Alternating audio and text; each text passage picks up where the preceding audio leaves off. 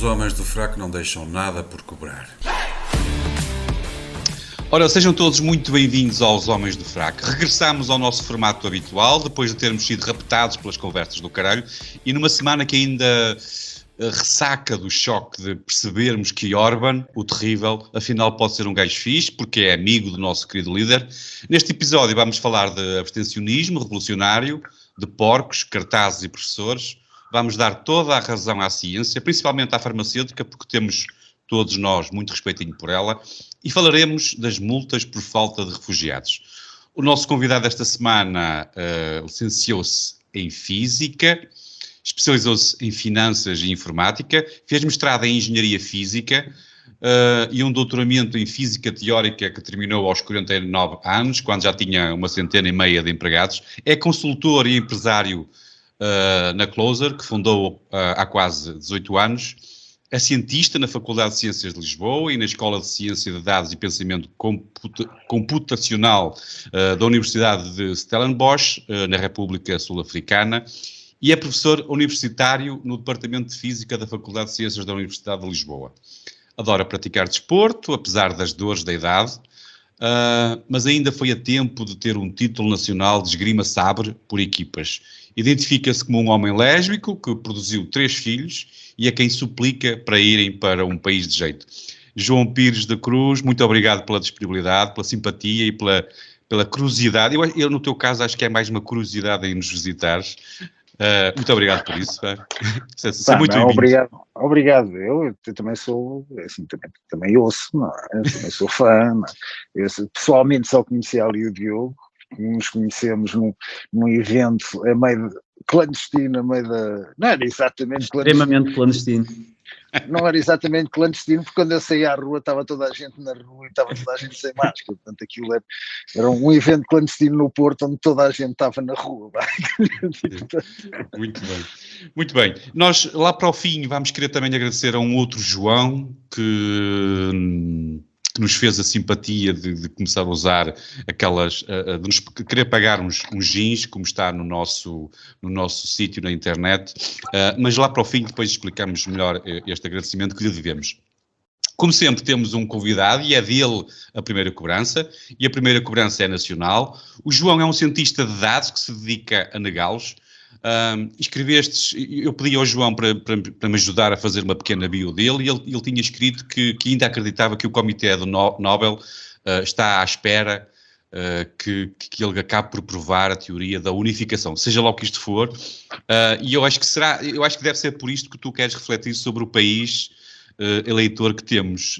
Tu queres falar de abstencionismo e querias falar sobre a abstenção revolucionária, ou como é que, até já me esqueci, porque faz-me confusão, dá-me um nó na cabeça, a abstenção. Não, eu acho, a abstenção, assim, eu para já queria esclarecer que eu sou um fanático ferrenho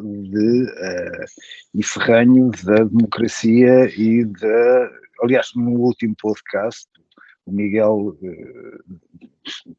explicou de alguma maneira isto, que a diversidade é a melhor maneira de um sistema que está em permanente transformação, em permanente inflação, se adaptar ao mundo que está em transformação. E, portanto, quanto mais diverso e quanto mais, vamos dizer, quanto mais os Estados quanto mais Estados possíveis nós tivermos, mais adaptados nós estamos à vida e à economia e a tudo aquilo que nos rodeia. A minha ideia de abstenção, eu sou um abstencionista militante. Que é isso que me faz confusão. Não, eu explico-te.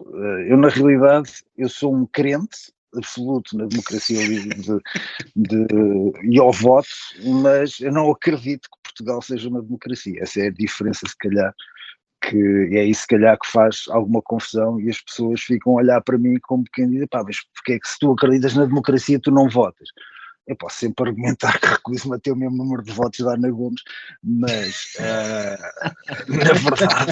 na verdade não é exatamente por isso. Isto começou sempre a fazer um bocado de confusão. Aliás, isto vem do tempo de Cavaco. O Cavaco, naquela coisa de se aguentar contra os comunistas e contra a sociedade que estava permanentemente em greves, resolveu criar uma coisa que eu na altura achei, mas isto é mesmo um gajo não ter coragem para fazer as coisas, então mais vale fazer qualquer coisa. Então criou uma coisa que na altura chamou o Conselho de Concertação Social, não é? Que é basicamente dizer assim, vai votar, faz as tuas escolhas, decide a política do país e depois nós vamos juntar 5 gajos e decidimos o que é que o país vai ter. Ou seja, basicamente, os 10 milhões podiam ir votar, mas no fim quem decidiam eram aqueles 5, ok? Que não tinham sido eleitos por ninguém. Mas isso, às tantas, era um bocado a relação entre os funcionários públicos e os patrões e os empregados, e seguindo, na realidade aqueles patrões não representam ninguém e os sindicatos também já não representam trabalhadores nenhuns, e estava lá o governo um bocado a arbitrar aquilo, e pronto, olha, deixa estar, e o país foi seguindo, e depois, à medida que o tempo foi passando, se vocês perceberem, com a educação neste país, não é? Tendo de outra maneira, o Partido Comunista, na realidade, 97% dos portugueses, pelo menos, recusam-se a votar no Partido Comunista. Pelo menos, fazendo assim as contas por alto. Há 97% dos portugueses que se recusam a votar nele. Mas, no entanto, quem domina a educação em Portugal é o Sindicato dos Professores de um Comunista. E não há maneira de se mudar. Porquê? Porque o Estado protege aqueles 3%, vamos dizer assim, e não interessa o que é que os outros 97% votaram. E quando se deu a intervenção da Troika, 95% dos portugueses votaram a favor do plano da Troika. 95%. O que é que se cumpriu do plano da Troika? 0. Porque o Estado decidiu o que é que tinha que fazer. Independentemente daquilo que nós votássemos. Chegando ao ponto, ao cúmulo, depois em 2015, independentemente daquilo que tu votaste, o Estado escolheu o seu primeiro-ministro. À revelia daquilo que tinha sido o voto das pessoas. Não é? E a partir desse momento eu disse, quer dizer, chega a um ponto que chega de ser otário. Não é? E percebi uma coisa, que é, porque é que os políticos pedem tanto para a gente ir votar? Porquê é que se preocupam tanto com a abstenção? Na realidade, se eu não votar, mais fica para vocês, certo? Portanto, se eu não for votar, vocês passam a ser 100% e, portanto, a minha opinião já não interessa, decidem vocês. Portanto, os políticos deviam gostar que eu não fosse votar. Porquê é que eles se preocupam tanto em que eu vá votar? Na realidade, eles não procuram o meu voto, porque o meu voto não interessa para nada, porque quem decide a educação, quem decide a saúde, quem decide tudo no Estado português, na realidade não são os eleitores. Escusam de vir perguntar, aliás, nós passámos uma situação em que as eleições só tinham um partido e, portanto, já sabia o resultado, para uma situação em que tens muitos partidos, mas o resultado é sempre o mesmo. Na realidade, tu passaste de uma situação em que o voto só podia ser um, para uma situação em que o voto não interessa para nada. E, portanto, na realidade, a abstenção é uma forma de, para mim, que eu chamo a abstenção revolucionária. A abstenção revolucionária é não dar a ideia de que eu ainda acredito. E quem está do outro lado, sabe que enquanto tiver aqueles votos, as pessoas ainda acreditam. Mas quando as pessoas deixarem de acreditar e deixarem de votar, as pessoas não deixam de querer mudar o sistema. Simplesmente não o vão mudar daquela maneira. E quando as pessoas estiverem numa situação em que, do outro lado, acharem, espera lá, estes tipos já não querem mudar as coisas desta maneira, então de que maneira é que vão mudar? Não é? É quando o medo se instala do outro lado. É quando o respeito pelas pessoas pode vir a surgir. Porque enquanto o medo não estiver do outro lado, e atenção, eu não estou aqui a fazer nenhum apelo à revolução violenta. É pena, é pena. Tipo Garcia Pereira, que a revolução só se faz pela violência. Assim, não é isso que eu estou a dizer. Eu estou só, o medo, se estiver instalado, não é? Eu hoje estava a ouvir aquela coisa do Sr. Presidente da República a querer justificar uma óbvia mentira de um tipo que se meteu num avião para ver um jogo de futebol. O homem foi ver o jogo de futebol. Confesso, eu já agora aproveitei, fui ver a final da Taça da Liga, ou como é que chama aquela porcaria, a antiga Taça UEFA. Epá, confesso, vamos ver ali um conluio entre as figuras do Estado, pá, a revelia daquilo que é o respeito pelas pessoas. Epá, isso, obviamente que choca. Epá, Fica difícil não apelar à violência. Epá, não, a violência não, mas repara, eu prefiro muito mais que se declare guerra à Espanha se a gente rende-se passado 5 minutos, não é? Que é aquilo que eu sempre digo, pá, pronto, olha, ou então convencer o governador de Tu és Gibraltar. o João da Iega. Não, repara, se nós convencermos o governador de Gibraltar a aderirmos ao Reino Unido, convencemos o governador de Gibraltar a ficar com isto, já está habituado a viver no meio de macacos, ele fica com isto. Pá, passamos a fazer parte do Reino Unido, pá, ferramos o calote à União Europeia, que os gajos pensam que ainda vai pagar. Mas continuamos a ter um indiano como primeiro-ministro. Continuamos a ter um indiano. Mas a mim não me choca nada isso, estás a perceber? A mim não me choca nada isso. Pá, repara que o outro mentiu sobre uma festa. O outro, sobre uma festa, não é? Epá, e já lhe estão a armar a cama e já estão quase que o homem está na forca. Epá, este mente-me todos os dias. Pá, todos os dias, mas eu, atenção, eu tenho pleno respeito, e acho que o senhor é honesto, ok? Apesar de me mentir todos os dias, eu continuo a achar que o senhor é honesto. Epá, sem respeito, repara, não há respeito nenhum por aquele que deveria ser o soberano numa democracia séria, não é? E uma democracia séria, o soberano é o povo, e a vontade do povo não pode ser nunca contrariada, muito menos, pá, mentir-se desta maneira, e muito menos ofender-se desta maneira à dignidade de um país inteiro. Mas agora eu confesso-me já um grande fã da tua ironia, portanto, e estava delirante com a tua presença aqui exatamente por causa dessa ironia, mas agora tentando aqui colocar as coisas de uma forma mais séria, não achas que a abstenção acaba por ser uma derrota para aquilo que para aquilo que nós temos que tentar lutar? Ou seja, se fores votar, há outras formas de votar. Pá, vota protesto, vota, sei lá, nos comunistas, momento, no Chega, no whatever. Mas isso, repara, não interessa, certo? Não. Pouco interessa aquilo em que tu votes. No fim, ok, se tu pensares naquilo que é realmente importante, não é? Num país, pá, é assim, para que é que serve um Estado? Okay?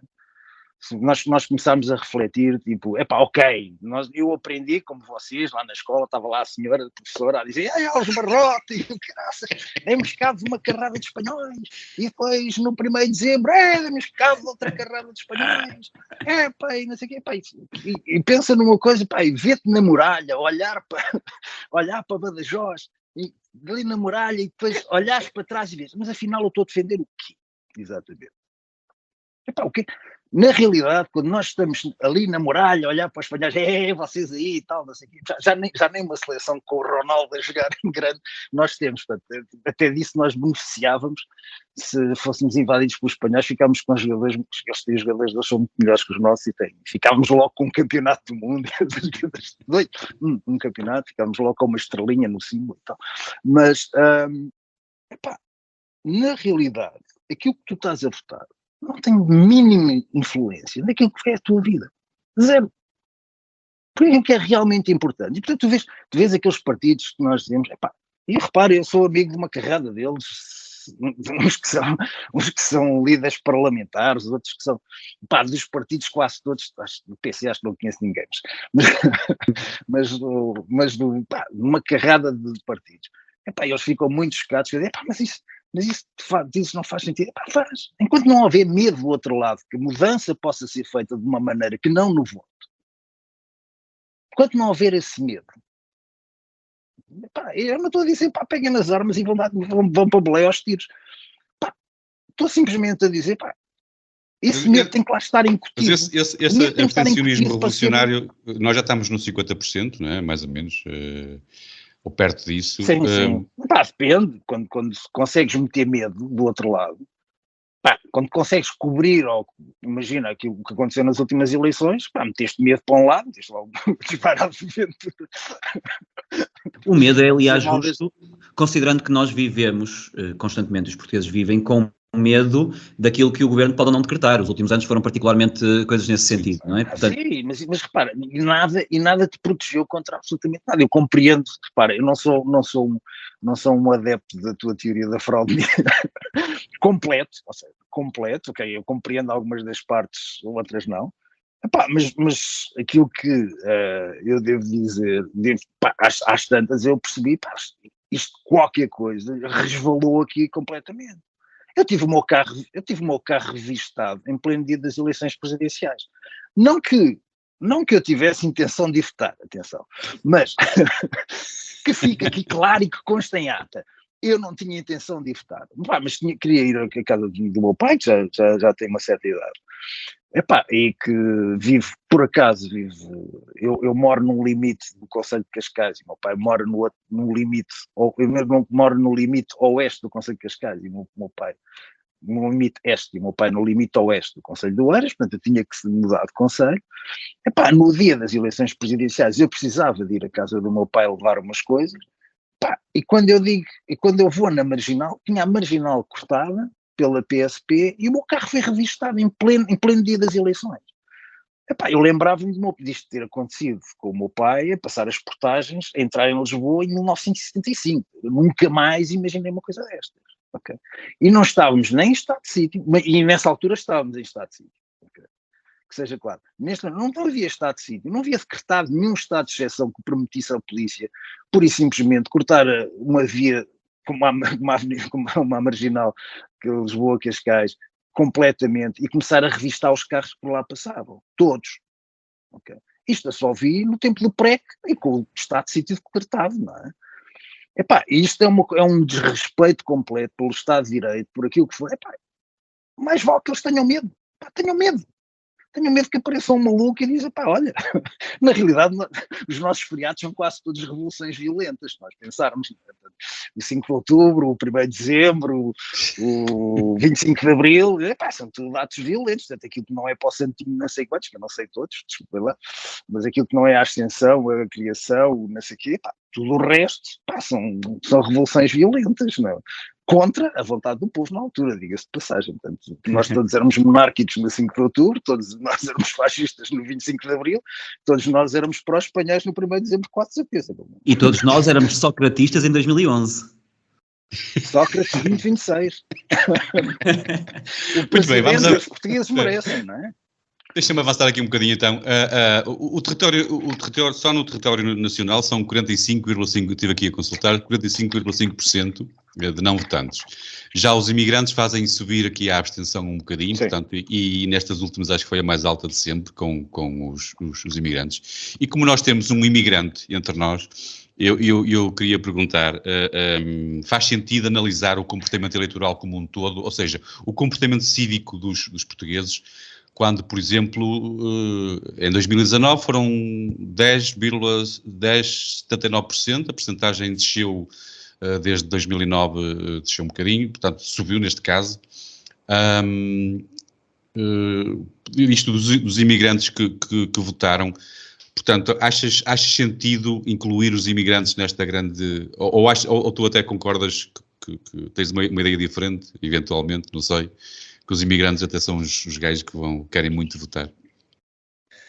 Os imigrantes querem muito votar. Olá a todos, cumprimentos aos meus amigos Zé Carlos e Diogo, um abraço e um agradecimento aos nossos ouvintes pelas palavras de simpatia que nos deixam todas as semanas. Um cumprimento caloroso ao João Pires da Cruz, cuja presença era vista por nós como essencial quase desde o primeiro episódio. Não apenas por ser um membro dessa classe tão pouco representada na nossa sociedade, que são os lésbicos, mas também por isso, e estamos no mês de Pride, portanto celebremos o Pride. Que fica em ata que se houver algum problema do ponto de vista fiscal apontada à minha pessoa, eu quero desde já declarar que isso é só porque eu sou lésbico. Eu acho que sim, eu acho que qualquer problema que aconteça só pode ser por esse motivo. Em relação ao tema, antes de ir à questão da imigração, que é um tópico que eu gosto de falar e que até conheço de perto, eu quero dizer que eu entendo os argumentos do João, discordo das soluções ou da ausência das soluções, porque apesar das lágrimas de crocodilo dos políticos e da teatralidade a cada eleição, eu não creio que estes fiquem particularmente descontentes com a abstenção, porque esta abstenção tende a beneficiar os partidos com maiores militâncias ativas, não é? Quando escolhemos não votar, ao contrário daquilo que comumente nós pensamos, não estamos a protestar. Não estamos a protestar, estamos a dar uma força percentual maior a quem vota. Claro que eu não me vou arriscar aqui a falar de matemática à frente do João, mas é isso que em termos práticos a abstenção significa. E em democracia, que embora seja um chavão, ainda é o menos mau dos regimes, quem decide não escolher está a entregar a escolha a outras pessoas que não são necessariamente as melhores pessoas, não é? Ou pelo menos não são sempre. Eu entendo parte dos argumentos abstencionistas, porque afinal de contas este é o país que elegeu António Costa e José Sócrates, mas também é o país que deu vitórias a Passos Coelho e Sá Carneiro, e por isso quero acreditar que, se calhar mais em wishful thinking, que isto ainda não está completamente perdido. Eu gostei muito do ponto que o João fez sobre os interesses e o interesse que grupos que representam 3%, 2%, 5% têm no país inteiro, e isso vê-se particularmente na administração pública, vê-se em todas as corporações de relevo, mas vê-se particularmente na administração pública. Mas o que eu sinto em relação à política, há vários problemas que explicam a falta de interesse e de certa forma a nossa falta de commitment. Eu peço desculpa pelas palavras em inglês, mas o meu cérebro ainda está à procura de traduções, mas a política não atrai necessariamente os melhores e por várias razões, e se calhar um dia devíamos fazer aqui um programa a falar sobre isso com mais profundidade, mas uma dessas razões, que é pouco popular, que não se pode dizer, que é a política paga muito mal os seus representantes. Será que é isto que explica a abstenção? Não é. Mas a realidade é que a descrença que nós temos em relação à política tem a ver com os seus atores. E as únicas pessoas que são bem pagas na política são os jotinhas e são aqueles encartados da política, esses são bem pagos, porque se não fosse aquilo andavam a lutar por um salário mínimo na lama. Agora, se um governo quiser, um governo que esteja motivado para fazer mudanças, para fazer essas alterações estruturais, se quiser, por exemplo, contratar um secretário de Estado de Energia que seja especialista na área, que tenha experiência, que seja independente, simplesmente não tem como lhe pagar, e é assim que ficamos depois com os galambas e com os cabritas. Mas isso é outro assunto, eu não quero fugir muito para esse lado. Em relação à imigração... Deixa-me só apontar que todos eles acabam muito bem na vida. Imagino que tenham todos meios substancialmente ricas e heranças enormes, mas o facto é que eles, sendo mal pagos, acabam todos muito bem. Sim, mas se calhar é porque eles são tão inteligentes que não só aprendem as pastas que são designados, e aprendem-nas muito rápido. O caso do Galamba, Energia, secretário de Estado, depois passa para ministro, um homem com uma capacidade de aprendizagem que se não tivesse sido nomeado para o governo, o homem era presidente da Microsoft, também assim qualquer. Mas saltando, não sei se tens mais alguma coisa para dizer, João, desculpa. O absentismo na imigração, ou seja, os portugueses que vivem fora de Portugal, isso deve-se a uma série de coisas, a começar porque muitos desses portugueses só o são de passaporte. Eu conheço dezenas de brasileiros, israelitas, venezuelanos que não têm a mais pequena relação com o país, alguns nem o idioma falam, estou a falar dos israelitas, não é dos brasileiros, mas que contam como imigração, como abstenção, e só aí temos milhares. Não há aqui qualquer julgamento da minha parte, mas a realidade é que um israelita que recebeu o passaporte português ou que teve condições de receber nacionalidade portuguesa, não se vai interessar pela política portuguesa simplesmente porque tem a nacionalidade. A somar-se a isso, porque a segunda geração, que já vivem aqui há muito tempo e já não têm a ligação com Portugal, pessoas que já cá estão há muito tempo, e depois temos a questão da burocracia do sistema de voto, e eu vou ser muito breve aqui. Temos 2 sistemas diferentes para quem vive fora, que variam a cada eleição. Há pessoas que precisam de fazer centenas de quilómetros para ir votar, ou seja, vocês falam de abstenção nacional quando as pessoas não vão à própria freguesia. Aqui Era há quem tenha exatamente que isso que eu fazer... tinha a perguntar. Achas que é isso que desculpa, quer dizer, se nós aqui temos 50%, nós no continente, em Portugal, temos 50% de pessoas que têm preguiça em ir votar ou têm convicções fortes, como as do João, é natural que os portugueses que estejam espalhados pelo mundo também tenham estas convicções fortes e que não queiram votar, não é? Tem essa convicção e às vezes é mesmo uma questão de impossibilidade, não é? Nem toda a gente pode fazer 100 km para ir votar. E pronto, e isso o sistema funciona mal e faz um péssimo serviço ao país. Fala-se muitas vezes em remodelar isso, mas infelizmente nunca passa do papel. Só para terminar, eu tenho uma visão diferente do João. Eu acho que as pessoas deviam envolver-se mais. A solução não é deixar aqueles medíocres tomarem conta do sistema até ao ponto em que só eles e as próprias famílias é que vão votar. Eu acho que a solução é ao contrário. É o resto das pessoas tomarem aquilo de assalto. É envolverem-se mais. Não tem necessariamente de ser envolvimento político, pode ser, mas não só. Mas sermos mais ativos em termos sociais, sermos mais exigentes, mais militantes nas causas. E sim, a política vai sempre atrair gente medíocre, mas se nós conseguirmos fazer o lobby, eu aqui estou-me aqui a incluir nas pessoas de relevo, que não faz muito sentido, mas se as pessoas de valor se juntarem e se puxarem o lobby e tomarem os partidos, e há alguma possibilidade, é por dentro que se muda o sistema, e é aí que eu tenho alguma divergência em relação ao que o João disse. Ok. Deixa-me então introduzir aqui à conversa o Diogo, e a ele queria aqui pensar na forma como os resultados práticos acontecem. Por exemplo, quando há círculos que elegem mais deputados do que outros e colocam no Parlamento pessoas que se calhar nem...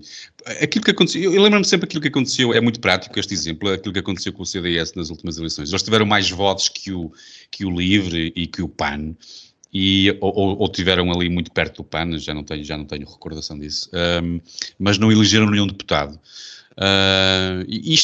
Esta ideia também pode influenciar a pouca vontade que os portugueses têm em ir votar? Sim, acho que é um fator. Antes de desenvolver, eu devo dizer então que é muito bom, e apesar de já ter feito algumas intervenções, devo dizer que é muito bom estar de regresso aqui com os meus tropas do costume. Estivemos uns dias de fora quando publicamos o episódio com o Miguel Milhão em 2 partes, e agora regressamos, e quem melhor para ter aqui do que o João Pires da Cruz, que para mim é sobretudo um visionário, e quando a profissão de economista for obsoleta e Zé Sócrates for o Presidente da República, nós vamos reconhecer o gênio visionário. Acho que o sistema eleitoral tem influência, ainda que eu acho que é bem mais profundo do que isso, e que não há propriamente movimentos cívicos no sentido de o mudar, não é? Acho que a abstenção é mais um sinal gigante de apatia e de conformismo, que em Portugal é gritante. Porque eu gosto do que o João disse, gosto do romantismo selvagem, digamos assim, de não votar. O George Carlin, o famoso comediante, tem um stand-up em que refere isso mesmo, famoso, em que diz que não acredita numa palavra de um político diga e que por isso não vota em nenhum. E depois pega no argumento então não te podes queixar do que foi escolhido, e inverte-o, não é? E diz, não, eu posso queixar-me, eu não os escolhi, eu não votei em ninguém, foram vocês é que votaram, vocês é que não se podem queixar. É excelente. E é uma ideia romântica com a qual eu me identifico bastante. A minha experiência pessoal é de votar em branco, praticamente sempre na vida, com indecorosas exceções, mas o que eu defendo é a representatividade parlamentar dos votos em branco. E há movimentos nesse sentido noutros países, em França, Inglaterra, em Espanha. Há organizações que promovem o voto em branco e o voto nulo e tentam disseminá-lo, e não só isso, como tentam legitimá-lo e dar-lhe a representação como voto de protesto, porque muitas vezes acho que esse medo de que o João fala já começava a ser incutido se tirassem deputados do Parlamento para colocar lá os brancos ou os nulos, porque muito daquilo que é, sobretudo no PS e no PSD, o compadrio tem a ver com a lista no lugar 60, o deputado que nunca ninguém ouve, mas que está ali a receber o tacho, e que se calhar, se já não tivesse essa oportunidade, porque os votos em branco e nulos eram representados e esse voto de protesto era legitimado, se calhar aí o cu também já começava a apertar um bocadinho, não é? Porque a minha dúvida aqui está no seguinte, porque eu concordo que esse medo é justo, mas como é que tu distingues o abstencionismo de protesto do abstencionismo ignorante, que graça... preguiçoso. Mas repara, quem tem que distinguir é quem tem que ter medo, e quem tem que ter medo não vai nunca conseguir distinguir, não é? E portanto, essa incerteza é que gera o medo. Se eles tiverem a certeza que tu vais lá, não há medo. Mas o Diogo fez aquilo que eu há pouco queria. Sim, desculpa, Diogo. Eu ia dar o exemplo do João, porque tu, João, tu és um gajo cínico, tu és um gajo politicamente descrente, mas tu não és politicamente apático.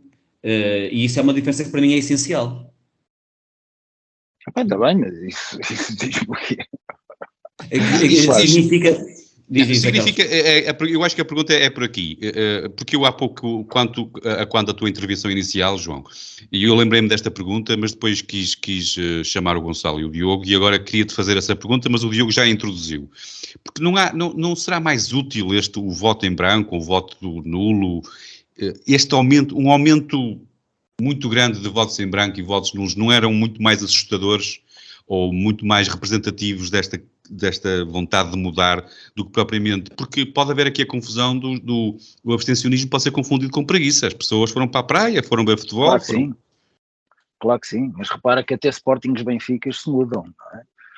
Para as pessoas aparecerem na mesa de voto, se marcam eleições para dias que não estejam calor porque as pessoas vão à praia, não é? Portanto, a ideia, o medo, o facto, aquele número que ali aparece é aquilo que lhes do outro lado permite dizer, ok, está controlado. E eu reparo, eu sou a favor, esta parte eu quero esclarecer, se calhar aí assim o nosso ir apático. Eu gostava muito que Portugal fosse uma democracia controlada, mas controlada por quem é o soberano, não é? Pelo povo, não é por um trampas qualquer, que agora se juntou, mais a Zarolha, mais o Galamba, mais o não sei o quê, o país é isto, não é? Isto é que para mim não faz sentido. Mas eu sou um ferrenho defensor do princípio da soberania popular e dos três sistemas e todas essas... Mas por isso é que eu quero que o teu voto se distinga do gajo que não sabia que as eleições eram... Mas eu não quero que o meu voto sirva para alguém dizer, ok, este gajo está controlado. Eu quero 70% de gajos a dizerem, olha, tu nem sabes como é que a gente vai mudar. E o voto em branco e o voto não servem para isso? Mas a gente vai mudar. Como? Olha, não sei. O voto em branco e o voto nulo não servem para isso? O voto em branco e o voto nulo foste lá, não é? Foste lá e disseste. Continuas Foste lá e disseste isso. Só não gostaste. Foste lá e disseste que confiavas no sistema. Não. No sistema, eu usei a palavra errada. Confiavas no sistema democrático. Não, mas que não não, só não gostaste das escolhas, não é? Pois, é isso. Só não gostaste das escolhas. Mas foi isso que tu disseste, não foi? Mas o meu problema não é das escolhas, como eu te disse, eu tenho amigos nos partidos quase todos, tirando... gostava de ser mais amigo de alguns do que de outros. Pá, mas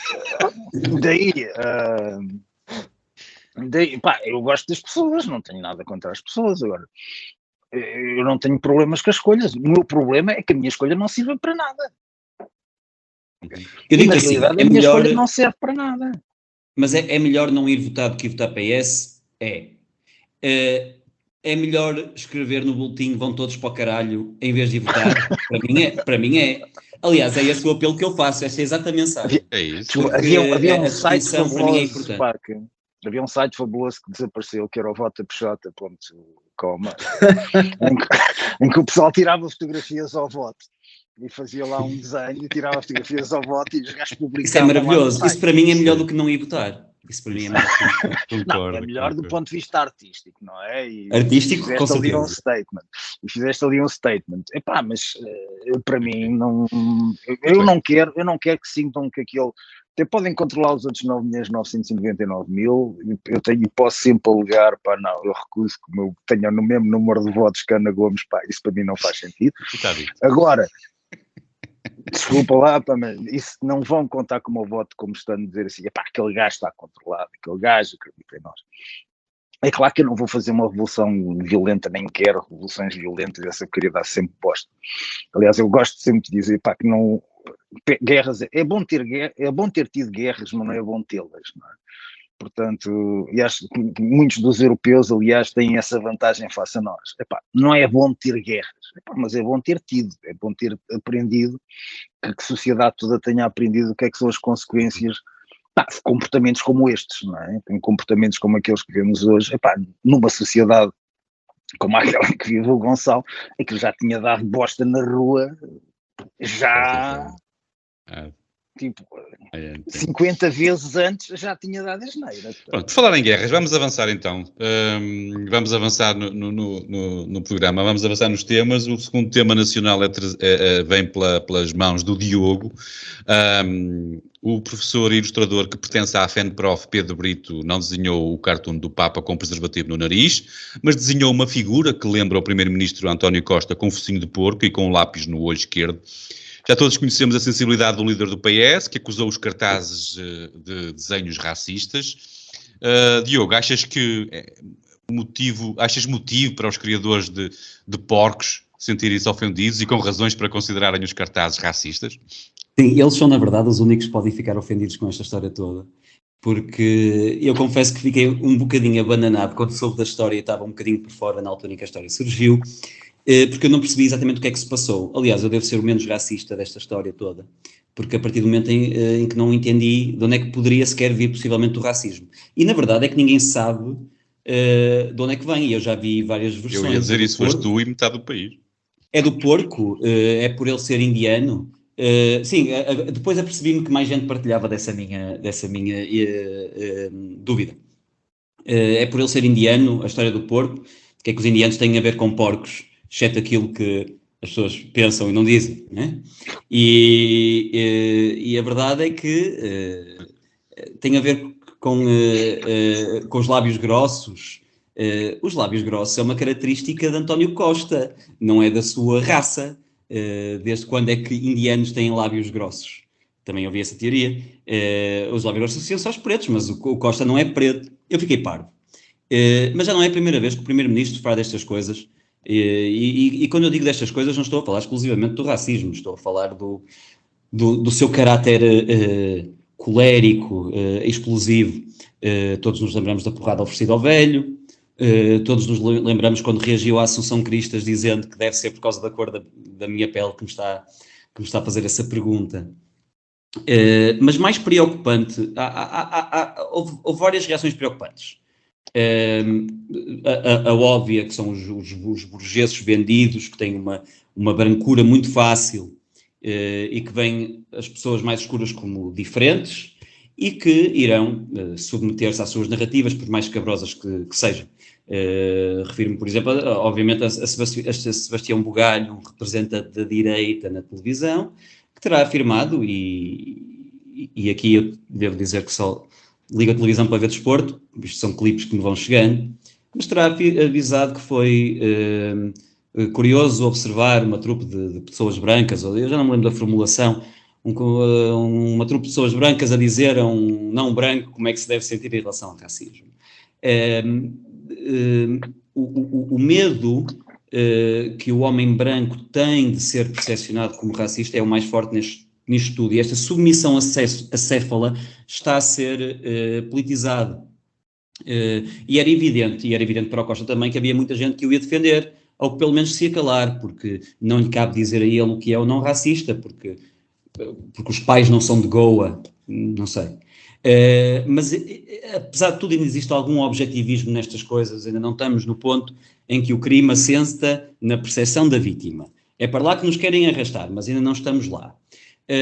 Porque a instrumentalização do racismo está a ser tão visível pelo mundo todo que é impossível ignorar. Quer dizer, os caministas canadianos eram racistas. Lembram-se dessa? Os não vacinados eram racistas. Agora são os professores que são racistas.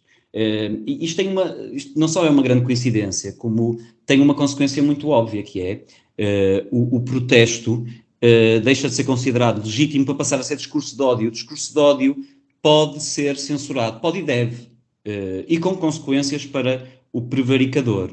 E hoje é um professor caricaturista, amanhã sou eu e tu.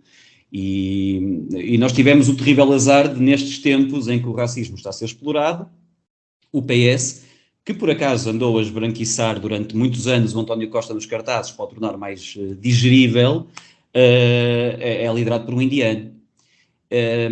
Mas também houve outro tipo de reação das pessoas que, como eu, até se calhar nem perceberam a origem do racismo, mas que a mim também me fez particular confusão, que foi a ideia de que a caricatura é de mau gosto. Isto foi repetido vezes sem conta por parte das pessoas que, não se revendo no racismo, também fizeram questão de dizer não, mas a caricatura é de muito mau gosto. Desde quando é que é suposto uma caricatura, num protesto, ser de bom gosto? Porque, se calhar, as caricaturas de rua que vocês fizeram quando foram finalistas na faculdade, seus boomers, e disseram, eu gosto muito de carros, e desenharam-vos a conduzir um carro, essa era inofensiva, essa se calhar era de bom gosto. Agora, ver uma caricatura de protesto político que se quer grotesca, quer-se exagerada, quer-se impactante, e nós temos exemplos ao longo dos séculos da história, observar aquilo e estar a fazer de conta que se é um analista de arte no Museu de Londres, eu acho isso uma coisa... que falta de nível este cartaz de protesto. Absolutamente patético. Estou indeciso entre quem me irritou mais. Se quem defendeu o racismo do cartaz, quem criticou o seu... mau gosto, como se o tipo fosse suposto ganhar um concurso do melhor cartoon ou assim. Fantástico mesmo. Não, eu não te estava a ver como um apreciador de arte e analista de arte, mas gostei muito. Olha, deixa-me passar aqui já a pasta ao João, ou cartaz, aliás, porque eu a ele queria, quer dizer, e aproveitando aquilo que tu disseste, porque foi uma das coisas que mais me fez confusão. Porque é que eu queria perguntar ao João, porque é que ele acha que todos os comentadores e sindicatos, quer dizer, a FENPROF afastou-se logo, quis quase, o homenzinho faz parte da... Diz, Diogo? Eu só sussurrei surreal. Surreal, porque, quer dizer, o homem faz parte da FEN e foi quase expulso. Porquê é que achas que aconteceu esta debandada? É a palavra racismo? É uma questão de semântica? Racismo agora funciona? Não, eu acho que por isso simplesmente, acho que mantém-se na mesma no desrespeito por aquilo que é cada um de nós, não é? Obviamente o homem, assim, longe de mim estar a defender os professores que fazem greve três vezes por ano, e que eu acho admirável, que um sistema educativo cuja a posição de um professor é decidida por um computador e eles continuam a defender uma porcaria dessas. É uma daquelas coisas eu não sei como é que eles não defendem que seja o computador a dar as aulas e eles ficarem em casa em Sim. trabalho remoto. Deixem-me só aqui fazer aqui um pequeno parênteses, foram as mesmas pessoas que, entretanto, ficaram todas felizes quando acabaram os exames da aferição e quando eles entraram, eles acabaram com esses exames e com mais trabalho, eles acharam o máximo. Mas agora Não, estou a claro. fazer. Mas é assim, eles têm, na verdade, o mostrar o cartaz eu lembro, por exemplo, que o Cavaco mandou prender um gajo e um tipo teve problemas, né? Porque o mandou trabalhar. Eu imagino, mandar um político trabalhar é uma coisa de lesa à pátria. Obviamente que sim. É ofensivo. Eu compreendo perfeitamente a posição do senhor professor. Mas e tudo nasce, eu acho que aliás nasceu um dia que o Mário Soares foi a Coimbra e acho que a tradição era espalhar as capas pelo chão em homenagem à pessoa que ia passar. E era o Mário Soares que estava a dizer, e na altura o Mário Soares era primeiro-ministro e longe de ser a rainha da popularidade da altura, e quando ele vai passar os estudantes, em vez de lançarem as capas, lançaram rolos de papel higiênico para ele passar por cima. A ofensa foi tal que ele chegou a Lisboa e resolveu passar a lei que hoje impede as pessoas de ofenderem pessoas que ocupem cargos políticos. Não é?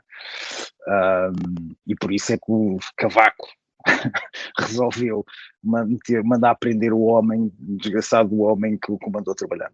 Este respeito pela opinião dos outros, que nos países civilizados é quase lei, que está lá no princípio das tábuas, e que aquilo não pode ser mexido, arme-se o que se quiser, mas o direito à pessoa ter uma opinião sobre aquilo que reentender está escrito lá nas tábuas e aquilo é para ser respeitado, arranja-se como se quiserem. Eu sei que agora as coisas vão ter algumas variantes, tirando género, tirando racismo, tirando não sei o quê, mas na verdade, eu acho que é mais uma demonstração de que Portugal não é um país democrático e pluralista, longe disso. Mas achas, eu tinha esta pergunta para te fazer, e antes de passar ao Gonçalo, gostava de te ouvir, achas que os professores deram um tiro no pé? Como disse aquele comentador da SIC, aquele pequenino que ao domingo aparece que quer ser presidente. Deve ser teu amigo também, esse. Qual deles? O dos pequeninos? Por acaso eu conheço alguns. Eu não quero, mas achas que os professores deram um tiro no pé com isto ou não? Ou foi... Eu acho que os professores já deram um tiro no pé há muito tempo.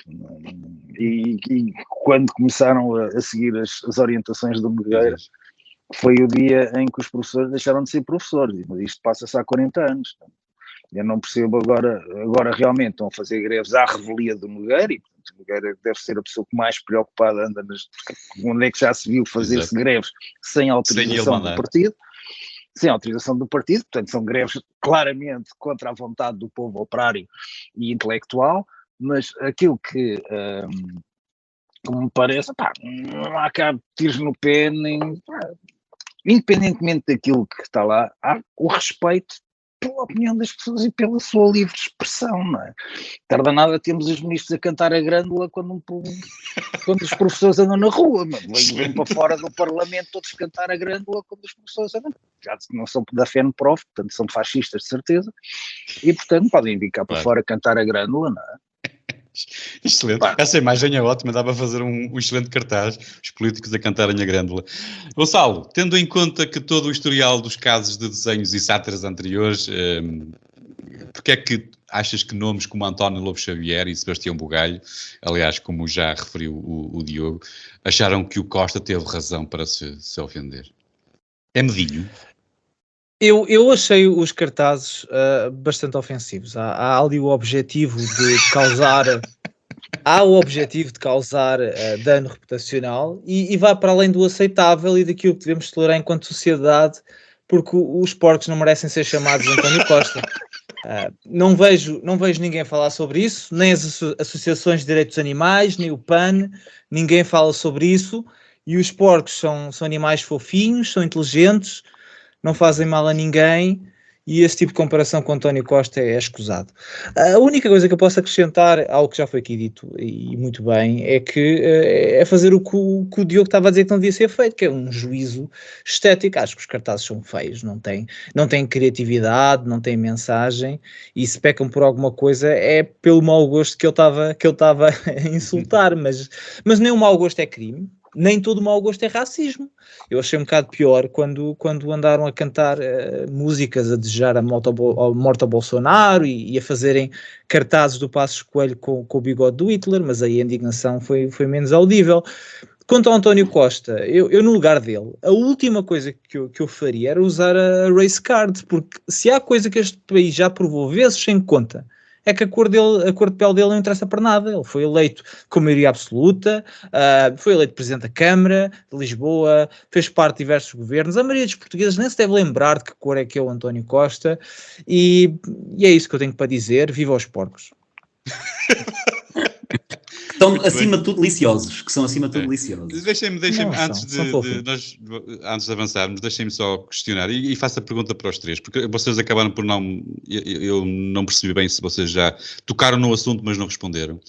Pá, o António Lobo Xavier e o Sebastião Bugalho, pá, acharam que o Costa teve razão. Diogo?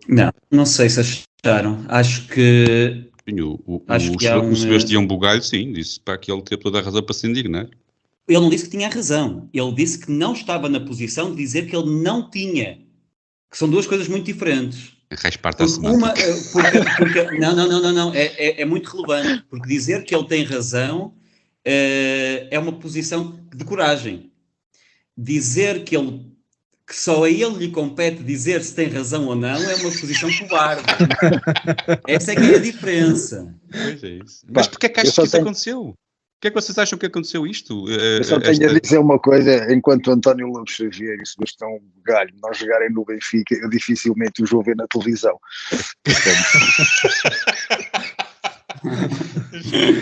Se eles não jogam no Benfica, nem sei quem são. Muito bem, Gonçalo. O que é que achas que aconteceu para isto? A única razão, a única explicação é que talvez estejam a proteger eles próprios, proteger no sentido em que estão a dizer que se amanhã alguém fizer algum cartaz contra eles, eu até já tinha dito que isto era feio. Se não for isso, não vejo qual é que é a razão, não faz sentido. Aqueles cartazes não têm nada de racista.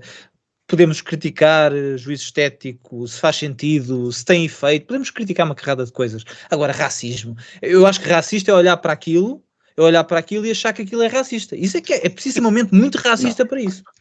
Pá, devo dizer que a seleção do Qatar abandonou, a seleção da Nova Zelândia abandonou um jogo com o Qatar. Porque aparentemente um jogador do Qatar ontem falou lá com o jogador da Nova Zelândia. Eu estive a ver o jogador da Nova Zelândia, ele é mais branquinho que eu. E, portanto, um jogador do Qatar aparentemente disse alguma coisa ao jogador da Nova Zelândia, que é um gajo mais branquinho que eu, e ele ficou muito ofendido e a Nova Zelândia não voltou ao campo. Estavam a perder. Também para aquilo que eles jogam não vale a pena. Estavam a fazer o quê? Estavam a ganhar Se fosse rugby. Que parece a equipa B do Benfica, pá, qual é o interesse? Muito bem, malta. Vamos então aqui agora fazer uma pequena pausa rapidinha. Vamos sair para uma pequena ponte para a secção internacional. São 20 segundos e já voltamos. Muito bem, voltamos para a segunda parte então, com os temas internacionais. O primeiro tema internacional, mais uma vez, os primeiros são sempre trazidos pelos convidados. O João quer falar sobre a ciência, que tem sempre razão. Eu tenho aqui uma pequena introdução a fazer. O João é cientista, eu não sou, e portanto fui estudar o que é a ciência. O método científico consiste em 5 passos essenciais, aprendi eu: observar, questionar, pesquisar, formular a hipótese, portanto, desenhar e conduzir experiências e concluir. E com concluir é perceber se os dados validam ou refutam a hipótese original. Eu podia continuar por aqui, mas isto é tudo muito complicado e chato, porque é ciência. Eu imagino que neste processo todo surjam muitas questões quando se começa a estudar. No entanto, ando com esta ideia de que ultimamente não se podem fazer muitas perguntas ao mundo da ciência e que devemos acabar tudo com uma verdade fechada. Não sei se tens esta ideia também, mas parece-te aceitável, João, que o ataque que vamos assistindo por parte de determinados grupos às dúvidas e questões que vão surgindo, principalmente à indústria farmacêutica. E eu dou como exemplo as vacinas Covid. Eu sei que tu não querias falar nisto porque... Mas vamos pensar aqui, eu não sei se vocês, quando pensaram no assunto, se pensaram nisto, mas é uma coisa que me tem incomodado muito, esta questão dos bloqueadores hormonais, que se querem agora dar às crianças, e portanto, esta questão da ciência, saber tudo, mas entretanto, eu também, a verdade é que também não ouvi ainda a ciência falar com muitas certezas e com muitas, ainda não há muita investigação no caso. Parece aceitável este ataque que se tem feito à ciência, João? Eu devo confessar que escolhi a ciência porque, ao contrário de vocês, eu não ligo nenhuma a política internacional. Eu podia escolher o Trump e o Bolsonaro e o Lula. Quem diz a verdade não merece castigo, realmente.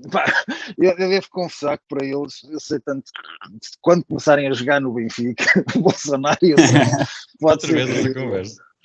pode ser que eu vá. Relativamente às vacinas, eu devo dizer que se diz vacina, não vacina. Isto para os gajos do Porto. Obrigado, João.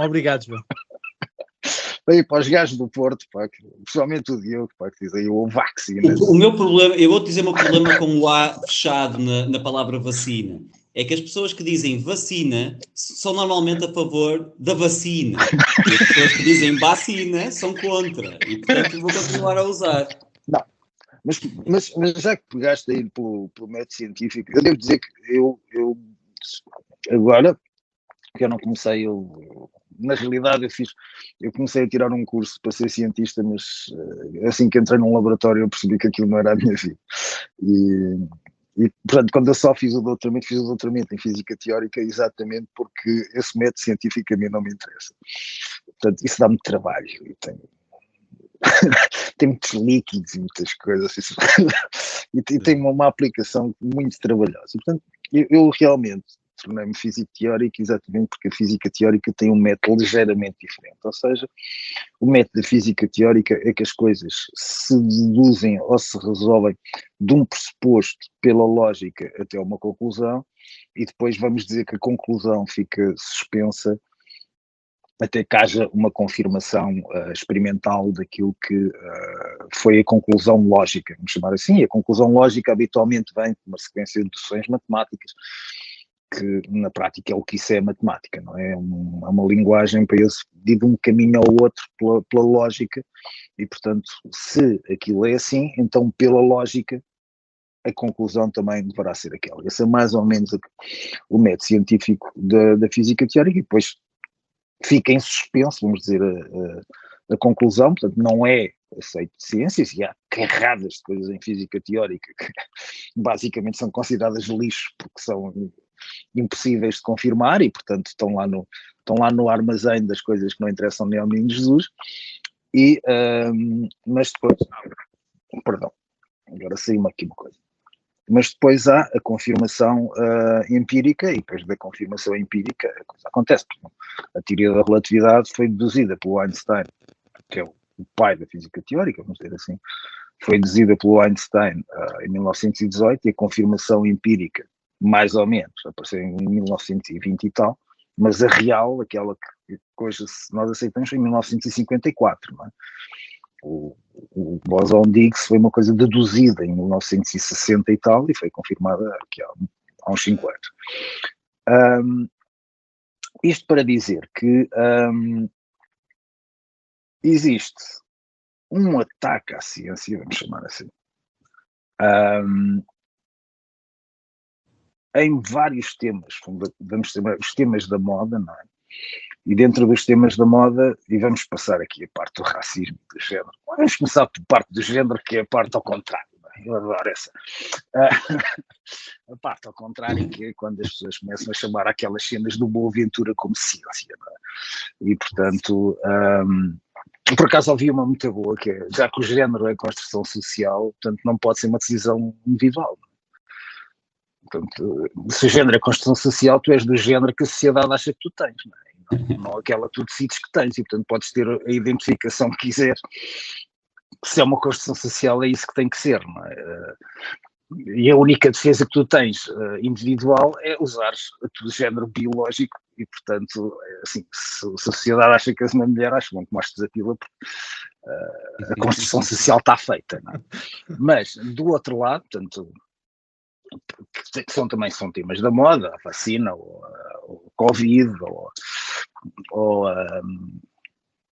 as alterações climáticas, ou, digamos assim, os grandes temas em que existem conflitos, e que são temas internacionais, vamos dizer assim, ainda que até há quem vá estragar um fato de 2.000 euros para uma praia do Tuvalu, não sei o quê, só para aparecer na capa da Time. Desses temas, existe uma coisa que é, pá, e que eu vejo pouco dito, que é o facto dos cientistas falharem, porque falham, e o facto de haver cientistas aldrabões, que também há, não é? E esses há às carradas. O facto é que quando erram isso não passa a ser bar livre, vamos dizer assim. Ou seja, o facto de eles falharem não quer dizer que agora, ok, então eles falharam, agora nós podemos todos ter a mesma legitimidade para dizer exatamente aquilo que nos apetece. Isso é aplicável aos economistas, João? Economistas não são cientistas e, portanto, não está aí. Não é? Aliás, uma das coisas que eu acabei por tirar um doutoramento em Física Teórica exatamente para tentar apanhar os temas que tinham a ver mais com a economia do que propriamente com física, exatamente para apanhar pela lógica, para demonstrar que, vamos chamar assim, a matemática que a economia usa nem sequer se aplica. Okay, ou um sistema económico. Portanto, um sistema económico não se trata que aquela matemáticas que usavam até mais vale ficarem só pelas ideias que escrevem nos livros, epá, não tentem meter números, não vale a pena, epá, não ponham isso, ok? Porque depois aquilo que fazem sem números até tem mais valor do que aquilo que depois fazem com números. Como qualquer provisão do Banco de Portugal vos pode mostrar com enorme facilidade.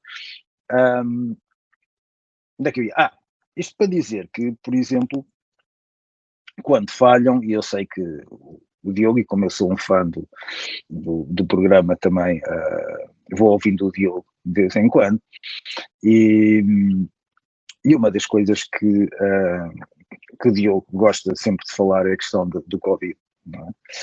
E isto para dizer que parte da ciência, aquilo que é ciência e na parte do Covid, aquilo onde a ciência teve culpa, vamos chamar assim, não tem nada a ver com aquilo que os cientistas disseram. Ou seja, uma coisa é um gajo ser profissional da ciência, okay? Outra coisa é a ciência. A ciência realmente faz-se de consenso, não é? Que era um bocado, uma palavra que se ouviu muito durante a questão da pandemia, o consenso científico, é este, e mesmo das alterações climáticas, a palavra do consenso científico, mas isso não justifica qualquer palerma que apareça na televisão a dizer que, epá, isto é assim, de repente ele é o transmissor desse consenso científico, isso não é verdade. A comunidade científica é o maior bando de putas que eu conheci na minha vida, e dentro desse bando de putas, eles se pudessem lixar-se uns aos outros, lixavam-se uns aos outros. Porque a ciência em si mesma, enquanto, vamos chamar, organização humana, é uma economia como outra qualquer, em que toda a gente anda a tentar comer-se uns aos outros, e na realidade, se houvesse alguém que tivesse descoberto que de facto aquele vírus não era, vamos chamar do início, ok? Portanto, vamos chamar até à parte das primeiras variantes. Se houvesse alguém que tivesse descoberto, não, este vírus realmente é uma grela porcaria, não duvidem, ok, que aparecia esse alguém, e esse alguém seria publicado e estaria, vamos chamar, corroborado por outros cientistas. Agora, outra coisa é o que se passa e os gajos que aparecem na televisão, e também aquilo que é a falta, para continuar outra vez na pandemia, agora não vou sair da pandemia, já que estávamos aí na política nacional, também vou aproveitar, e também a parte que era o sentido crítico que os governantes teriam sobre aquilo que lhes era dito por estas comissões científicas que foram sendo criadas. A Alemanha tinha uma doutorado em Química Quântica e Portugal tinha um advogado. Isso faz uma grande diferença em termos de sentido crítico relativamente àquilo que é dito, e isso viu-se. Por exemplo, a Suécia tinha um profissional de virologia, né, a tomar conta da situação, e se calhar foi o único país em que teve a aprender com os erros, por exemplo, que é uma coisa que é isso que se faz em ciência. Portanto, aquilo que se faz em ciência é tentar aprender com os erros. Dificilmente alguém saberia tudo aquilo. Agora, que obviamente existem erros dos cientistas, existe. Okay? E concordo com o Diogo que a partir de uma certa altura, e eu lembro-me, depois tive alguns choques, tive algumas discussões com alguns amigos meus, quando eu percebi que os médicos não percebem um bué de matemática. Esse foi um momento chocante. Foi quando eu, na realidade, nem os médicos nem os biólogos percebem um bué de matemática. E foi impressionante quando apareceu o Omicron, a última das variantes relevantes, que apareceu tipo em setembro na África do Sul, que seria o caminho normal de qualquer vírus. Matematicamente tem aquele caminho tem que ser feito. A única coisa que o mundo civilizado fez foi o vírus corresse lá nos sítios onde as pessoas são menos branquinhas, e portanto o vírus correu lá e fez o seu caminho nos sítios mais convenientes, digamos, à sociedade ocidental. E eu lembro perfeitamente de dizer, quando saíram os primeiros números da Omicron, dizer, acabou, ok, já podemos abrir, que isto acabou. E toda a gente muito chocada, inclusive da Organização Mundial de Saúde, a dizer, não, isto agora pode mudar para o mais grave. Eu penso, não pode.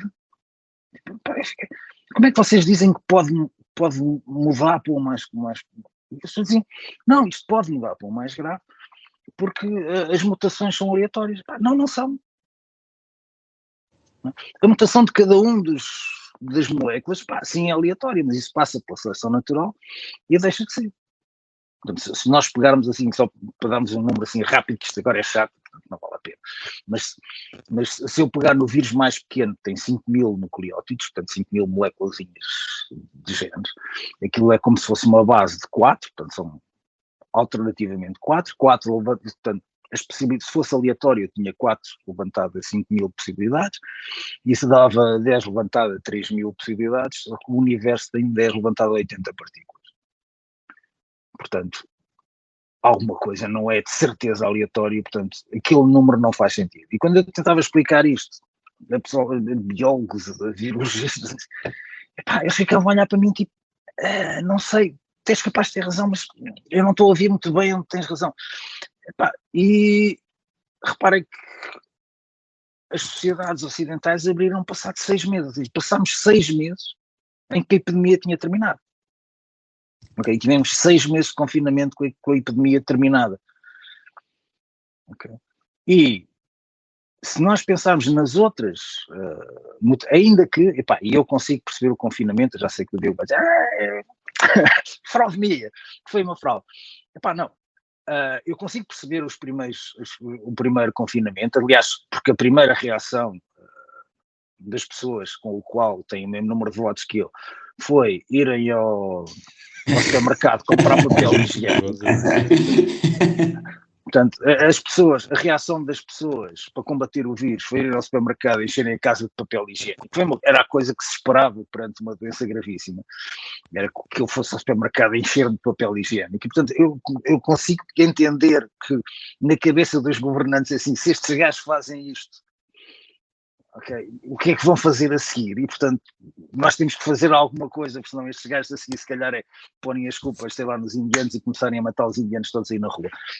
Pá, portanto, tinham que fazer alguma coisa. Mas o facto é que cheira-me que a partir das primeiras mutações tivessem alguém com um conhecimento sobre científico, ou com pelo menos sentido crítico sobre aquilo que se estava a passar, que a maior Tu parte entendes, do tu entendes, confinamento tu entendes os políticos, entendes as pessoinhas, entendes o mundo científico. Porque é que o mundo científico fica... porque eu imagino que no mundo científico seja composto por muitas pessoas que sabem fazer as contas que tu fizestes. Porque é que esses não se chegam à frente de cobardia, não é deixam... exatamente assim, porque a ciência é uma economia como outra qualquer, ou seja, é uma economia fechada, com as pessoas e têm a sua própria currency, vamos dizer assim, portanto há os papers e há as citações e há estas coisas todas, e são muito respeitadores da quinta de cada um, ou seja, é por isso que um Boaventura sobrevive, não é? Portanto, aquilo é só pantominice, aquilo não faz sentido nenhum, não é? Onde é que se imagina que um gajo faça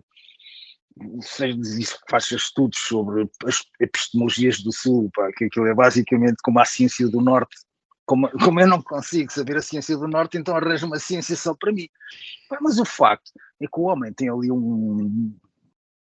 ali uma área, vamos chamar assim, pá, e recebe dinheiro para caraças da União Europeia, não sei o quê, são não sei quantos investigadores estão lá, e porque é respeitado vamos dar essa quinta, ele tem essa quinta, e tal como a quinta dos médicos também, é muito complicado alguém, imagina, um gajo que seja físico, chegar à quinta dos médicos e dizer, olha, tu estás errado, porque ali há pessoas, não é? Eles são responsáveis pela vida de pessoas, não precisa chegar ali e dizer, eu lembro-me um caso de um colega meu que tinha um estudo sobre a estatística de um tipo de leucemia, não é sobre a estatística, se me deu matemático sobre a leucemia, em que um tipo de leucemia particular, okay, não é todo leucemia, e ele concluía que a melhor maneira de combater a leucemia, ou fazias daquele tipo de leucemia, ou fazias um transplante de células estaminais para um corpo, ou então deixavas correr.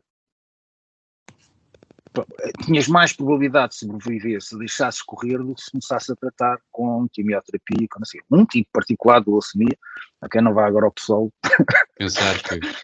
pensar que é tudo cancro e tudo, não sei o quê. Não, era aquele tipo particular de leucemia. Ele estudou aquilo, pá, fizeram dados, fizeram uma modelação matemática daquilo e chegavam à conclusão. Mas os caras são físicos e matemáticos, e portanto, quando eles acabaram esse estudo, foram logo criticados a dizer, pá, desculpa lá, mas vocês não têm treino médico, vocês não têm nada que fazer essa coisa, e eles, por muito que argumentassem, mas a matemática é toda a mesma, não serve nada porque a quinta não é deles. Okay. E portanto eu aceito que dentro de um certo limite, pá, não tenha havido essa reação toda, mas houve alguma reação. Dentro dos médicos houve reação. Okay. Aqueles que eram virologistas, aqueles que estavam habituados a lidar com processos multiplicativos, como é a questão da propagação de um vírus, esses disseram, na altura, eu lembro perfeitamente, o tipo que era o responsável de saúde da Catalunha, dizer, quando é o primeiro caso espanhol, que diz, pá, isto é deixar, temos que deixar correr, para ver até que ponto é que isto até que ponto isto vai. E claro que foi despedido passado 2 dias, 3 dias, ou não sei o quê, correram com o homem. Mas isso não foram os cientistas, ok? Foram os médicos. Não foram os médicos, foram os políticos, não é? Pá, e os políticos, às tantas, e depois gera-se este processo, vamos chamar a virose da ignorância, corre muito mais rápido que qualquer outra virose, e portanto, se tu pensar, eu lembro quando se fechou a minha faculdade, na altura, pá, que estava uma reunião do reitor com os diretores das faculdades, pá, e toda a gente se virou para o diretor da faculdade de medicina, que é tipo do género, pá, vamos fechar ou não vamos fechar? Toda a gente se vira para o diretor da faculdade de medicina e depois começas a estar numa situação que é risco contra proveito, não é? Então, quando perguntaram ao homem, então isto é grave ou não é? O que é que o homem decidia dizer? Pá, não, isto Não, Isto é o pessoal que está a ser maricas e não liga e não sei o quê. Pá, o homem não ia dizer isso. Alguns Alguns disseram. Epá, alguns disseram, mas depois à primeira morte tu levas com ele. Não? Pois é. João, deixa-me. O Diogo está mortinho por falar. Este é um dos temas favoritos dele. É um tema sensível, nós sabemos para ele. Diogo, neste momento de verdades absolutas são responsabilidade das pessoas, do povo em geral, que parece que precisa de algum descanso, de não se preocupar muito com as coisas, ou da ciência em particular que quer, sei lá, às vezes eu desconfio que a ciência queira assumir assim um tipo de controle, um tipo de poder. O que é que tu achas? Qual é a tua sensibilidade? Vou-te dizer uma coisa, Zé Carlos, isso é uma excelente pergunta. Sem ironias, é capaz. Nós estamos aqui para isto. É capaz de ter sido a melhor pergunta que alguma vez fizeste nos Homens do Fraco, sem ironias, porque eu acho que é precisamente uma mistura das duas situações. E foi uma pergunta que foi devidamente contextualizada pelo termo bando de putas, que foi aqui cunhado pelo nosso querido João, e que no fundo resume aquilo que eu ia dizer. Porque nós vivemos efetivamente numa era de ditadura científica, e quando eu digo isto, claro que nem sequer parece mal, porque nós devemos, enquanto sociedade, seguir as conclusões da ciência. Mas o que se passa é que hoje temos uma ciência completamente instrumentalizada, e no fundo um bocadinho como a democracia, se vamos a ver, porque quer democracia, quer ciência são dois conceitos virtuosos, que emanam uma tal credibilidade que estão a servir para legitimar as ideias mais estúpidas e menos científicas e menos democráticas. Mas como levam com o selo, isso chega. E durante a fraudemia, pôr em causa as premissas apresentadas por politiqueiros... Não há um programa que ele... Mas então põe-me a falar sobre o tema. Nós temos um programa especial preparado para agosto, em que vamos responder às perguntas dos nossos ouvintes, e uma das perguntas que já nos chegou é o porquê, e mais de uma vez, é o porquê de eu usar este termo, e eu posso, nessa altura, desenvolver mais um pouco, mas parece-me evidente que, pelo menos, muitas das premissas apresentadas pelos politiqueiros e pelos jornaleiros eram fraudulentas. E, como tal, ser contra elas era ser contra a ciência. O que o João está agora a falar da decisão de fechar as universidades, eu assisti isto em primeira mão, porque a minha namorada estava na altura a tirar o curso, por uma grande coincidência, de saúde pública. E a opinião geral dos professores dela era de que isto era uma histeria de que estava a ser feito. Este impulso pelo fechar e pelo cancelar os direitos e as liberdades individuais eram uma histeria, que não tinham razão de ser, tendo em conta os números que já nos chegavam na altura, em que eram devidamente inflacionados, como nós sabemos. E eu vi esses mesmos professores que lhe davam aulas e que disseram essas coisas a aparecer na televisão poucos dias depois a defender o total encerramento. E eu quero dizer, continua a ser muito difícil, e digo em minha defesa, para um leigo como eu, que sou um gajo de letras, sou um gajo que gosta de coisas subjetivas e metafóricas, é muito fácil, e reconhecendo nisso uma fragilidade, e eu venho de uma família, meu pai é engenheiro, a minha mãe é professora de matemática, o meu irmão está a terminar agora a licenciatura de matemática, sou um gajo que reconhece imenso, e que até gostava, até determinada altura, até seguir o meu caminho, das ciências da natureza. E para mim foi uma grande... foi difícil para mim fazer as pazes com a ideia de que a ciência... Que nos trouxe o conhecimento do mundo e a linguagem da natureza e as leis da natureza, de forma a o podermos usar no caminho da liberdade e da longevidade e da segurança e da prosperidade que hoje vivemos, é difícil para mim assumir que é uma ciência corrompida. Mas é difícil dizer isto, sobretudo porque cria a ideia que eu julgo saber mais do que o especialista. Quer dizer, está um virologista na televisão a dizer que o açaime é absolutamente fulcral, que a injeção é um milagre da ciência. Quem sou eu para dizer o contrário, não é? Agora, o que eu acho é que deixa de haver esta legitimidade quando o princípio da dúvida que deve reger a ciência é substituído por censura, que foi o que nós assistimos. E na sequência dessa censura criou-se... eu acho que a censura alimentou o medo e o medo alimentou a censura. E chegou ali a um ponto em que o medo do vírus começou a ser substituído pelo medo da ostracização social, digamos assim. E as pessoas começaram a estar num restaurante e a levantarem-se e a porem a máscara até chegarem ao quarto de banho, e as pessoas fizeram. As pessoas começaram a pôr a máscara para cima quando o segurança fazia o sinal. As pessoas ficavam em absoluto choque quando eu entrava sem máscara no metro, mas tiravam-na mal saíam. Isto aconteceu. E eu rejeitei-me desde o início a acreditar que isto era ciência, ou que isto tinha alguma coisa a ver com isso. Não tem nada a ver. Mas isso é não isso. tinha nada a ver A com ciência... ciência. A questão é que eu quero que tu também respondas ao que eu vou dizer, porque eu acho que a ciência, e isto foi um apercebimento que eu tive, que eu sou um pai, sou um gajo novo, a ciência até pode estar politizada há muito tempo, e estará certamente, mas nós nunca tínhamos assistido à humanidade inteira a seguir regras absolutamente estapafúrdias, autocráticas, indignas, indecentes, criminosas, que foram inventadas por políticos e burocratas como se fossem conclusões de estudos científicos e apresentadas como conclusões de estudos científicos, rapidamente negadas. E eu não estou a falar dos inícios, fizeram-no muito tempo depois de todos termos percebido que isto não fazia sentido nenhum, que nada batia com nada. Aliás, eu devo dizer que nem sequer acredito na Omicron. E se eu já não acreditava na Omicron, menos passei a acreditar quando me disseram que se ia juntar à Delta e formar a Deltacron. E aí já estamos num filme de crianças. Aí já estamos no filme de crianças. Os Power Rangers. Ainda há pouco tempo, mas é mesmo, é o inimigo dos Power Rangers. Os Transformers.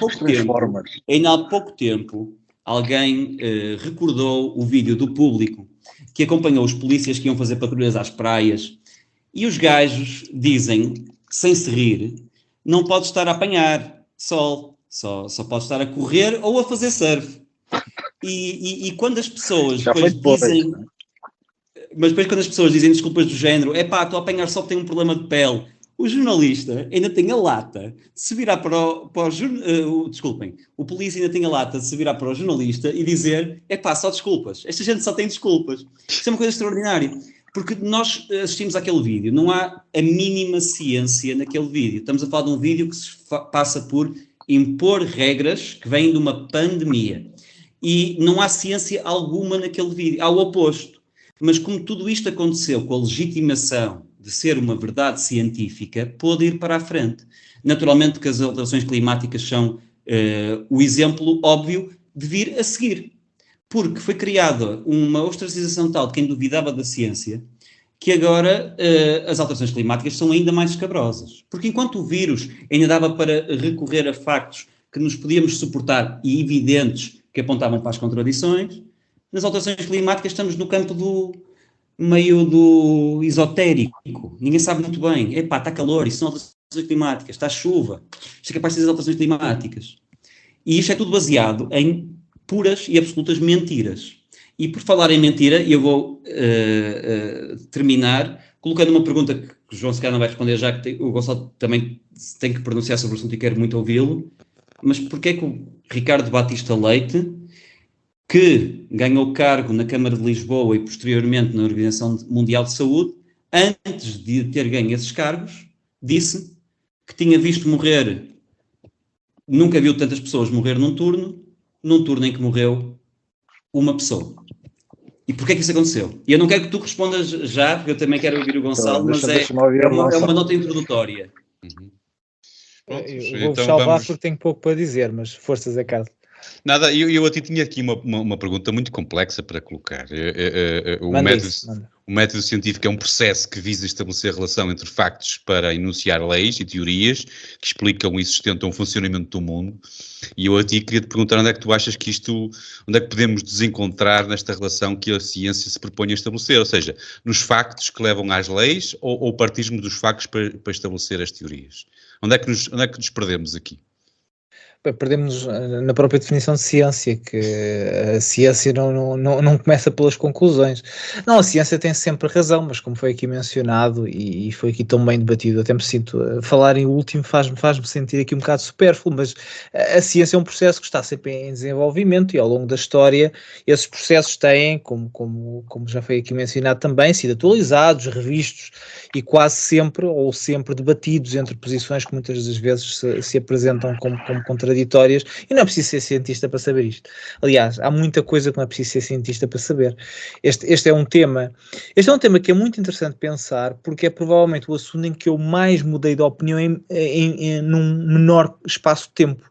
A posição que eu tenho neste momento não podia ser mais distante daquela que eu tinha há 3 ou 4 anos, porque nessa altura eu acreditava, com muita convicção até, que atendendo que a maioria de nós não tem essa mesma capacidade para entender os métodos e os processos científicos, era importante confiar nas instituições e até delegar-lhes algum poder, que eu julgava, na minha inocência e na minha ignorância, necessário para que a sociedade se possa organizar. No fundo, para vivermos em sociedade temos que fazer essas concessões de poder, e eu pensava que elas eram mesmo necessárias.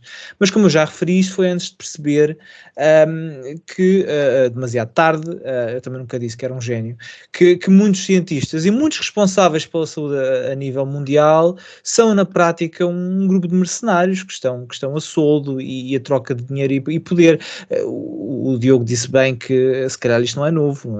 Eu vejo aqueles cartazes antigos em que diziam às mulheres grávidas para fumar, que não fazia mal nenhum aquilo. Portanto, isto não é novo. O que é novo é o uso do sistema globalista, suportado também pelas redes sociais, e isso sim, isso é novo. O impacto é novo. E esse awakening, esse acordar, aconteceu precisamente com o Covid e com as medidas de confinamento, e este vai ser mais um episódio que vai receber um label no Spotify, e vamos ver se não é mais um a ser banido do YouTube. E foram as medidas de confinamento que expuseram essa forma, de forma evidente, a corrupção dessas instituições, e pior que isso, deixaram uma desconfiança profunda que demorará décadas, gerações inteiras para se dissipar, e isso terá custos até para a própria saúde pública, porque eu reconheço que não é funcional numa sociedade que os cidadãos não tenham essa confiança nas instituições de saúde, e muitos não têm. Eu não tenho, e não acredito que isso trará acredito que isso trará pesadas faturas no futuro.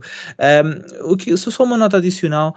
Eu acho que muitas das coisas que aconteceram, há várias explicações para os confinamentos. Existiu muita ignorância, existiu tentativa de implementar circunstâncias que ainda hoje estão estabelecidas, mas também existiu muita covardia. Existiu covardia por parte dos cientistas, porque, como o João mencionou, há coisas que eram óbvias mas que um certo medo do ostracismo, um certo medo de ser mal visto pela sociedade, até pela própria comunidade científica, colocou muita gente em silêncio, mas também de parte dos políticos, porque nós criámos um sistema de incentivos para os políticos que foi muito mau para nós, que foi, se um político não aplicasse medidas de confinamento e morressem muitas pessoas, a culpa era desse político, porque não confinou o suficiente. No entanto, uma sociedade que estava confinada, mesmo que morressem o mesmo número de pessoas ou o mesmo número de pessoas do país ao lado que não tinha essas mesmas medidas, ele fez o que podia, estava tudo confinado. Ou seja, o que nós criámos foi um mercado de concorrência entre os países europeus e mundiais, em que quem mais confinar, menos está exposto a esse criticismo, e isso foi mesmo muito mau, porque sim, a Alemanha tinha uma cientista no seu leme, mas a Alemanha confinou à brava. E confinou à brava porque a Holanda confinou à brava, porque a Espanha confinou à brava, e andávamos aqui num dumping de confinamento de uns contra os outros, mas o incentivo era positivo, porque ninguém ia ser despedido por confinar. As pessoas podiam ser mal vistas ou podiam ter consequências por não confinar, e este foi o efeito perverso que nós criámos de alguma forma, não sei bem como, e pronto, sempre querer interromper, o que é que isso é diferente de tudo o resto? O que é que isso é diferente? Assim. Em tudo o resto é assim. Se pensares em finanças, se pensares naquilo que for, toda a gente é responsável por assumir um risco qualquer e, portanto, e os políticos também, quando colocas... Mas tu disseste, desculpa interromper-te, eu não falo mais, desculpa interromper-te, eu acho que tu referiste, eu acho que o Gonçalo disse isto, porque tu referiste há pouco as diferenças que se baseavam no facto, por exemplo, da Merkel ser uma cientista, Sim. mas a verdade é que eu tive familiares que não podiam sair à rua, basicamente, porque... Sim. E primas que não puderam ir para a escola fechado em casa. porque não estavam vacinadas. Primas que não puderam ir para a escola porque não estavam vacinadas, a minha tia não vacinada não podia praticamente sair à rua, foi muito pior do que cá, mas muito pior. Sim, o que eu disse foi a questão do sentido crítico em perceber o que é que é. E, pá, eu estava relativamente próximo, eu estava relativamente próximo de algumas vamos chamar, de alguns dos cientistas que apareciam como conselheiros do governo português. Epá, não sei se tu fazes ideia o que é um gajo que seja,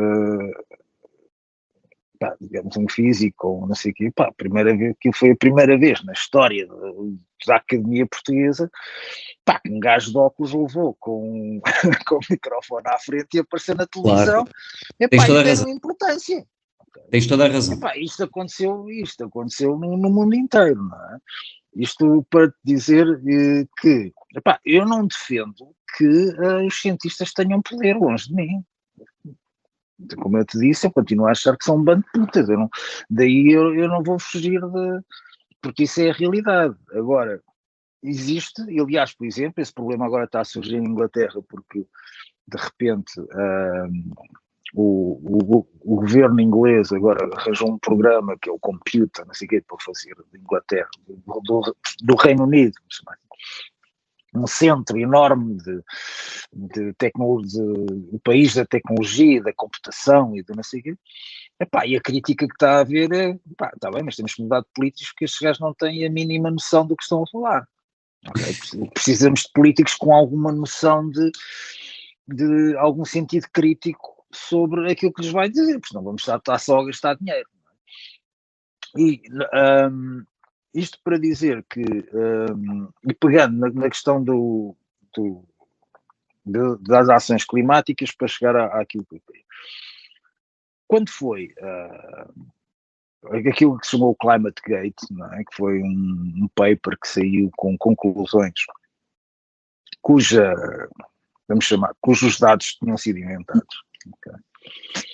E isso foram geofísicos que fizeram isso e foram seguir, vamos dizer, o método da lógica, não é? E depois pelo método da lógica acharam que nem precisavam de fazer experiência, não bastava inventar os dados.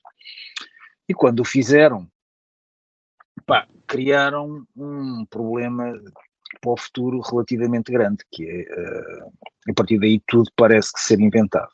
Okay. Na realidade não é tudo inventado, okay. E eu continuo que aquilo que é, e eu cada vez que me perguntam eu mando sempre essa para a frente, que é a posição que depois a Associação Americana de Físicos, a Sociedade Americana de Físicos, que é quem foi o responsável pela publicação pela publicação que teve esse paper e que depois teve que ser deitado para o lixo, teve a partir do assunto que é o seguinte, que é, não há qualquer dúvida sobre o efeito de estufa, okay? Isso é um efeito físico conhecido, não há qualquer dúvida sobre os gases que causam o efeito de estufa, que há evidências que se acumulam, okay, de que é a produção humana desses gases, okay, que está a produzir o efeito de estufa, mas não existe confirmação de que os efeitos, vamos dizer, práticos da coisa, portanto, do ponto de vista da engenharia, portanto, no ponto em que a ciência acaba e deve começar a engenharia, não existe o conhecimento certo de quais são os efeitos práticos desse crescimento de gases de efeitos de estufa. Ou seja, não há a menor dúvida de que os gases provocam efeitos de estufa. Existem evidências que se acumulam de que se é a produção humana desses gases que provoca esse coisa, mas não se sabe quais são as consequências disso ainda. Okay? Pela lógica deve ser aquilo. Pela lógica deve ser uma coisa que vai alterar o clima substancialmente. Agora, se tem essa gravidade ou não tem essa gravidade, ninguém pode afirmar. Okay? E entramos aí na parte de engenharia.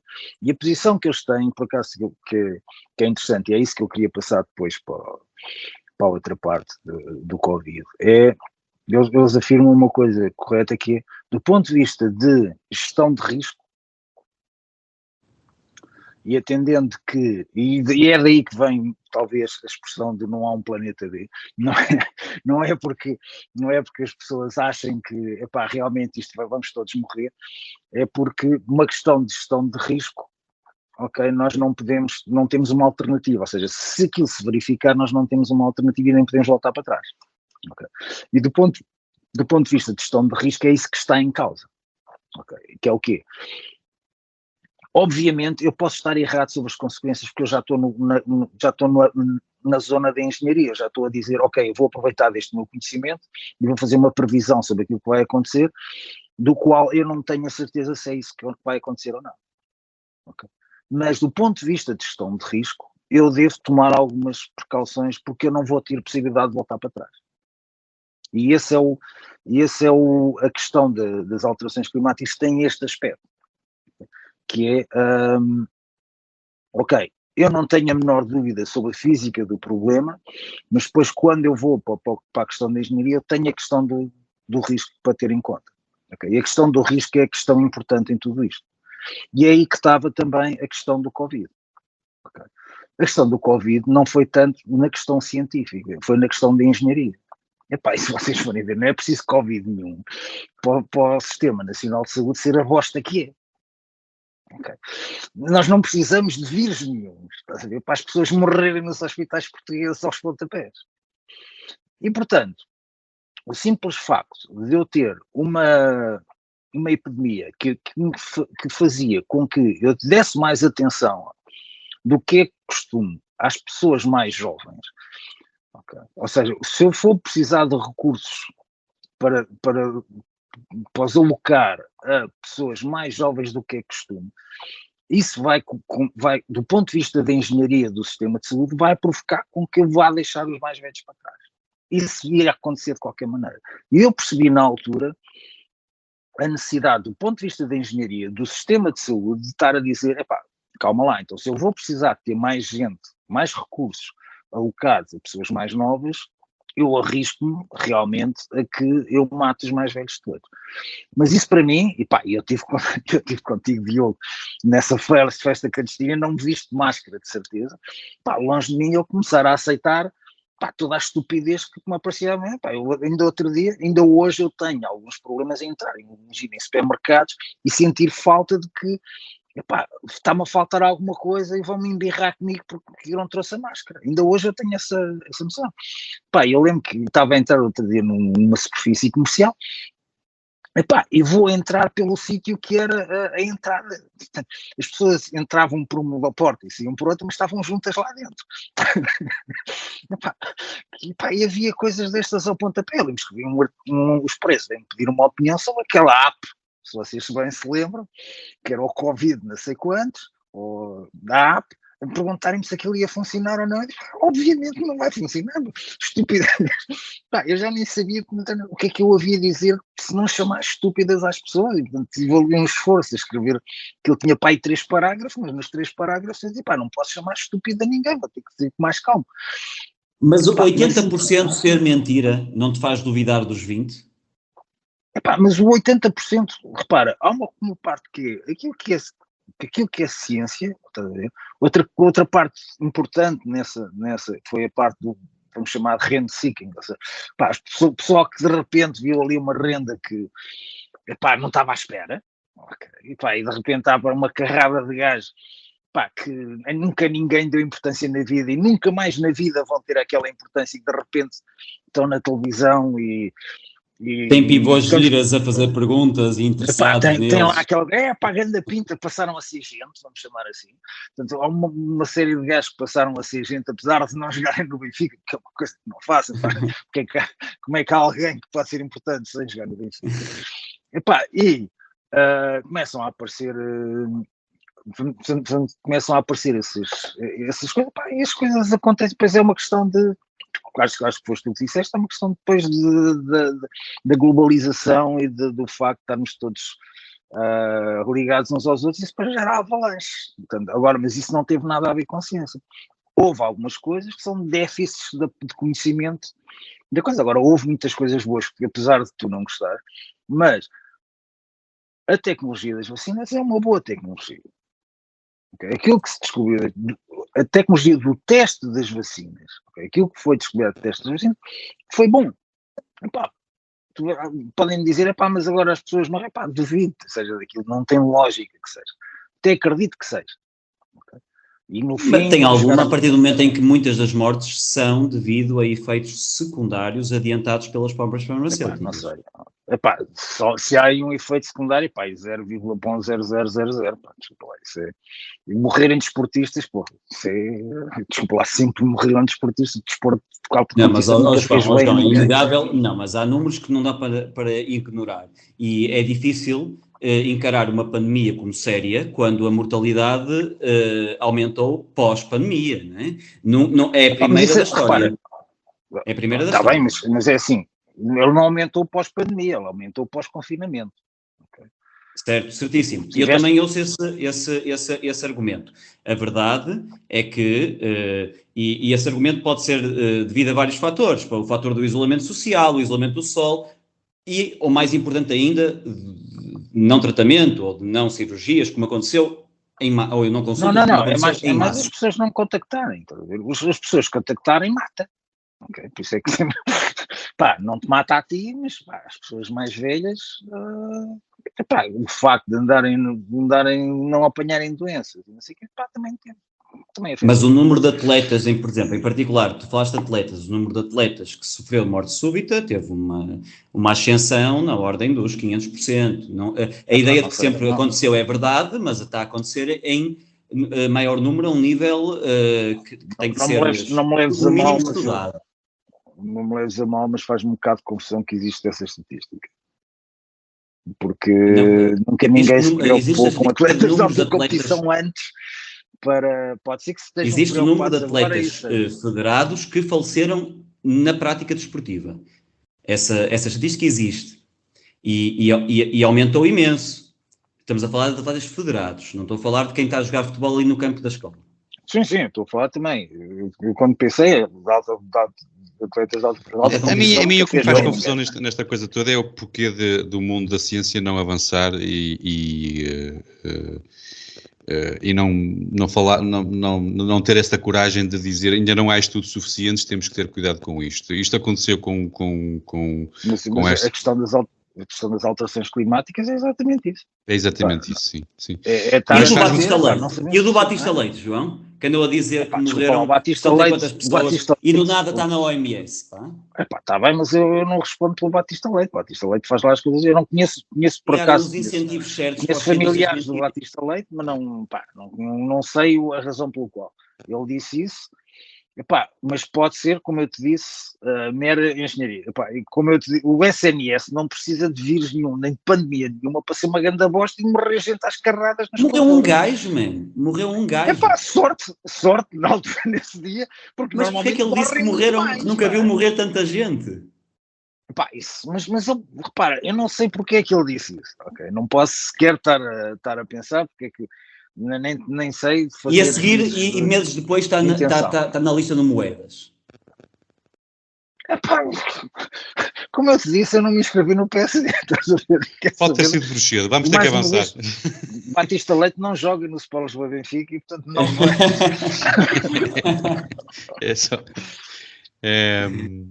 É um nível, é por aí que se avaliam, que se começam a avaliar as coisas. Muito bem, vamos avançar então. Vamos avançar para o quarto tema internacional, que é o Gonçalo que o traz, e ele quer falar sobre as multas por falta de acolhimento. A União Europeia propõe impor até 22 mil euros de pagamento aos Estados-membros por cada refugiado que recuse. A Comissária para os Assuntos Internos acredita que é possível obter um grande avanço nas negociações sobre como dividir a responsabilidade de receber refugiados e imigrantes com estas multas. Gonçalo, achas possível que esta lei leve a que a Itália, por exemplo, possa começar a enviar aviões de refugiados para a Dinamarca e estes, os dinamarqueses, com medo das multas, não os possam recusar? Eu creio que os dinamarqueses não devam soar muito com multas de 25 mil euros. Este é um tópico muito complexo, porque existem muitas ramificações e muitas questões subjacentes, nomeadamente a própria discussão sobre a designação de refugiado, porque a linha entre migrante económico e refugiado nem sempre é clara, e julgo que foi esta semana, morreu um barco está desaparecido, e terão morrido muitas pessoas, dezenas de pessoas num barco que vinha do Egito, ou melhor, pessoas que vinham do Egito, que entretanto aquilo partiu da Líbia ou alguma coisa assim desse tipo, e é difícil estabelecermos, ok, aquele grupo de refugiados, no Egito não há guerra, não é? Portanto, a própria designação de refugiado gera alguma discussão. Depois há a questão humanitária, que é, não podemos deixar as pessoas morrerem no mar, mas também é verdade que resgatar e trazer para o solo europeu incentiva mais pessoas a fazerem a travessia. É um sistema bastante perverso, porque a ajuda humanitária criou um mercado de contrabando em que quantas mais pessoas chegam, mais pessoas fazem ao mar, quantas mais pessoas se salvam, mais vão morrer no futuro, e é um ciclo que parece não ter fim, e não há respostas simples para estas questões. Eu fico sempre um bocado apreensivo quando eu vejo isso na política. Acontece muito para os lados do populismo, de um lado e do outro, em que vêm com respostas muito fáceis, e isto não é um problema fácil, e não há forma fácil de dar resposta a isto. E depois há outro problema que é difícil de resolver, que é o que é que se faz com as pessoas que chegam, sendo que a Grécia e a Itália, pela sua própria situação geográfica, estão particularmente vulneráveis e precisam que os outros países ajudem. Eu começo já por dizer, eu acredito que os países europeus têm a obrigação de ajudar com a questão dos refugiados, a começar porque muito do caos que acontece nos seus países de origem foi causado diretamente ou indiretamente pela participação europeia, como é o caso do Iraque e do Afeganistão, mas também as ingerências dos Estados Unidos na Síria e na Líbia, e a verdade é que aquele pedaço do mundo, aquele canto, estaria muito melhor se não tivéssemos sistematicamente a tentar mudar regimes e a causar turbulência. Mas dito isto, e apesar de achar que existe essa obrigação moral e até o benefício, no episódio passado com Miguel Milhão, um episódio interessantíssimo, 2 episódios na verdade, falámos no declínio populacional, e em 2050 a idade média da população portuguesa vai ultrapassar os 50 anos, e não é o caso único na Europa, julgo que a Itália ainda está pior. Nós ainda não parámos para pensar como será uma sociedade em que a esmagadora maioria da população é idosa, e os problemas, o próprio funcionamento da sociedade que nós vamos ter, e a vinda controlada, e aqui é importante destacar controlada, de imigração jovem, pode ajudar a atenuar isso. A Alemanha percebeu isto há muito tempo. Aquele 1 milhão de sírios que a Alemanha recebeu não foi só por questões humanitárias, e as portas terem sido escancaradas para os refugiados da guerra da Ucrânia também não é inocente. A Alemanha percebeu isto e tem tentado receber imigração jovem. Portanto, há benefícios.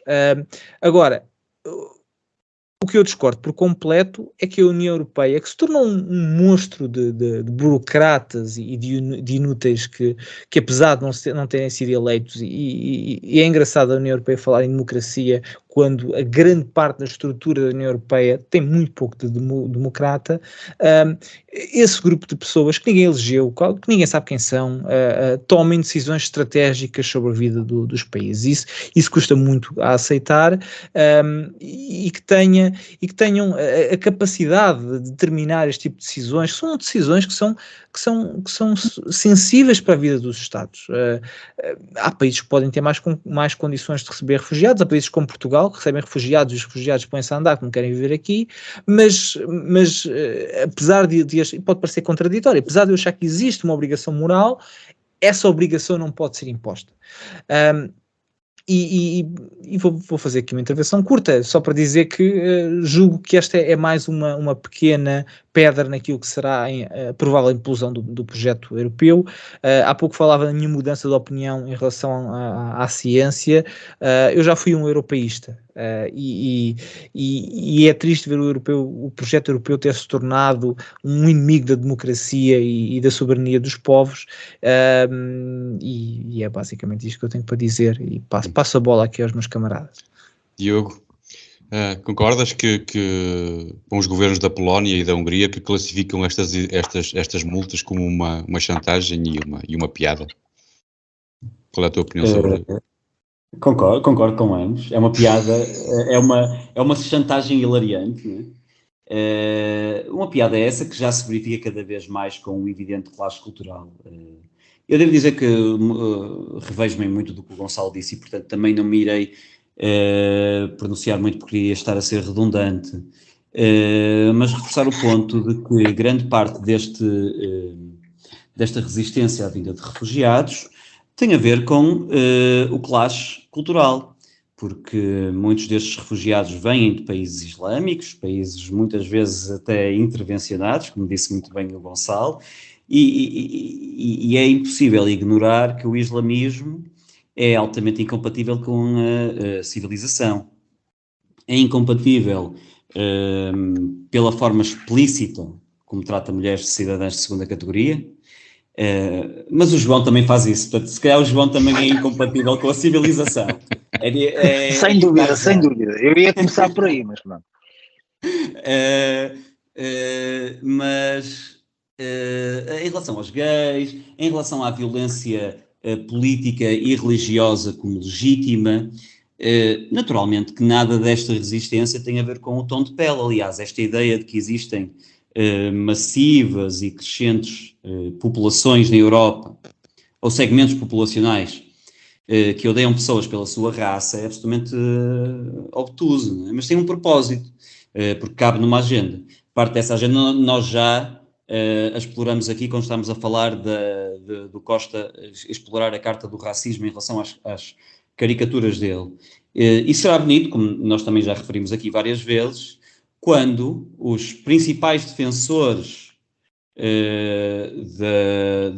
da vinda de refugiados, independentemente das suas crenças e das suas práticas de vida, chocarem inevitavelmente, como já está a acontecer, com esses migrantes que, na prática, muitos deles têm crenças que, sem a adaptabilidade correta, irão e já estão a causar problemas pela Europa. E é preciso colocar as coisas como elas são. A resistência à vinda de refugiados e imigrantes não se prende tanto com a questão racial, ou não se prende, ou apenas em nichos se prende com a questão racial, e prende-se sobretudo com, primeiro, esta questão de incompatibilidade cultural e com, e sobretudo isto, a falta de oportunidades e de benesses de que beneficiam os portugueses em comparação com grande parte das pessoas que para cá vêm. E quando nós temos um país em que as pessoas vivem em grande medida de uma forma miserável, em que não conseguem chegar até ao fim do mês com dinheiro, é natural que a reação delas para com estrangeiros que recebem todo o tipo de apoios governamentais e incentivos para virem para cá, que a reação seja de hostilidade. Não é necessariamente a minha, porque eu não estou necessariamente nessa posição, mas eu tenho muita empatia por portugueses que não conseguem ter uma vida digna do país onde moraram, onde os seus bisavós moraram, os seus trisavós moraram, mas vêm chegar cidadãos em 2020 ou 2021 que beneficiam mais do governo português, para o qual eles pagaram impostos a vida toda, do que eles próprios. E, portanto, esta narrativa que se criou de que a maior parte da resistência à imigração é por uma questão racial, é mais uma vez para avançar a agenda. Existem nichos, mas é apenas em nichos. E ignorar a big picture é propositado. E é no contexto de uma agenda da qual nós já falamos aqui. Bom, vou aproveitar para perguntar ao João se acha justo que a Grécia e a Itália fiquem com os países mediterrâneos que aguentem o peso da recepção e o cuidado da avalanche dos refugiados. Epá, eu acho, deixa-me dizer, eu acho que nós não aproveitamos bem os populistas que temos. Isto eu estou a ser sincero, porque e agora, quando estavam a falar da burocracia na União Europeia, eu lembrei-me do Nigel Farage. Não é?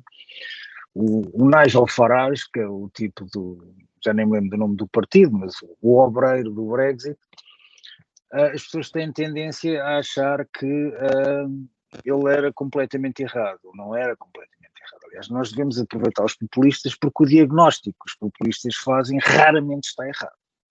Os populistas são populares pelo facto de eles fazerem excelentes diagnósticos da situação. A solução é que é sempre uma merda, mas o diagnóstico em si está sempre bem feito. Pá, e uma coisa que, por exemplo, os europeus não souberam aproveitar com o Brexit foi entender que o Nigel Farage tinha toda a razão naquilo que era a democracia na União Europeia, a burocracia, um monte de churros que estão em Bruxelas, que o Parlamento Europeu não serve para nada, que o Presidente Europeu que arranjaram uma meia, que agora já não é Presidente, é outra palhaçada qualquer, epá, que tudo aquilo era uma palhaçada, não souberam, e obviamente ele tinha razão. Epá, e era tão óbvio que ele tinha razão, que agora aparecem estas regras e toda a gente diz, epá, qual é a legitimidade desta gente de estar a impor coisas a países que naturalmente são aqueles que sofrem. Pá, se eu fosse o Luxemburgo, epá, claro que estava a favor dos refugiados todos, epá, mas, aliás, tal como sendo português, porque ninguém quer vir para Portugal. Portanto, o bom deste fuga de refugiados é que eles mal aparecem em Portugal, fogem logo para a Espanha, ou para a França, ou para outro sítio qualquer, nenhum deles quer cá ficar. Mas a pergunta, e para acabarmos então, eu acabei por não perceber se vocês as conseguiram responder, porque a ideia aqui que me parece dos políticos da Europa ao quererem impor estas multas, é dividirem um pouco o mal pelas raízes, quer dizer, porque eles acabam por se acumular todos na Grécia e a Itália, e a ideia é pegar nestes seres humanos e começar a dividir o mal pelas raízes. Eu penso que a ideia base pode ser esta é justo que fiquem lá todos. É justo que fiquem todos na Grécia e Itália e... Nos Estados Unidos, a Kamala Harris chegou ao ponto de ter de dizer "Don't come here", tal era o tráfego nas fronteiras, não é? Na fronteira sul, em particular. E o muro continua a ser construído, não é? Portanto, claro. não mudou nada. Exato. Eu concordo, repara, eu não posso dizer que discordo do princípio de a Europa receber, já que castiga tanto a natalidade dos seus, acho que foi até o Gonçalo que referiu a Hungria no último podcast, a questão da Hungria, que é o único país que está a ter jovens, não é? E há uma carrada relativamente aos refugiados, também temos uma coisa a pensar, até que ponto é que as potências coloniais não deviam assumir a sua responsabilidade e voltar a assumir as colónias. Portanto, se o problema é os refugiados, será que a autodeterminação dos povos funcionou? Foi assim uma coisa tão importante para que ele agora se autodetermine em terrenos fora afogarem-se ali pelo meio do caminho, e dificilmente isso pode dizer que foi um sucesso da autodeterminação dos povos. Não é? Vamos ser objetivos. O Sudão está em guerra, é o Zé contra o Manel, e depois quando o Manel ganha a guerra, o António fica em guerra com o Manel, e os gajos andam nisto há não sei quanto tempo. E se calhar, em vez de estarmos com problemas de colonialismo ou de neocolonialismo e não sei o quê, temos que questionar-nos, será que a autodeterminação dos povos foi um sucesso? Se calhar não foi, não é? E se calhar devíamos estar a pensar, voltar a meter esses países sob administração daqueles países para onde eles querem ir. Na realidade, o que os povos estão a fazer, meterem-se Mediterrâneo fora, é meter-se sob administração das antigas potências coloniais. Olha, bonita maneira de terminar. Mas se calhar é a melhor maneira de resolver o problema urgentemente é essa. É isso. O Salazar põe um like neste vídeo. Agora é que o podcast vai ser banido das plataformas. Na parte. Muito O bem. maior português sempre foi citado. É isso. Ok. Eu não citei o maior português de sempre. Eu só disse que conseguimos pôr em causa se funcionou a autodeterminação dos povos. Eu sou um gajo que gosta de questionar tudo. Okay? Eu não tenho nenhum pressuposto. O assumptions is the mother of all fuck-ups, não é? Exato. Ok, estamos em grande então. Chegamos assim ao fim deste episódio. Quero-te agradecer muito obrigado ao João Pires da Cruz pela sua visita aos Homens do Fraco. Obrigado, muito obrigado. Um agradecimento e um abraço especial também a outro João, ao João Almeida, pelo seu contributo para os nossos jeans e pelas sugestões que deixou. Grande João. Quem quiser contribuir também ou deixar uma sugestão, uma reclamação ou um insulto, pode fazê-lo. Basta entrar em www.homensdofraco.com e é lá que pode ir a todas as plataformas onde estamos. É fácil. No YouTube já passámos os 400 subscritores, no Facebook temos quase 1000, mas precisamos de mais, de todos vocês. Se ainda, seja lá onde for que nos estejam a ouvir, se ainda não subscreveram, façam-no agora. É só um clique e faz toda a diferença para nós. Nós vamos gravar uns episódios só com questões que nos quiserem colocar, para depois respondermos a todas elas lá para agosto. Já temos algumas, mas precisamos de mais, por isso participem. Nós voltamos para a semana. Apareçam. Até lá. Boa semana para todos. Meus amigos, boa semana. Até a próxima. Tchau.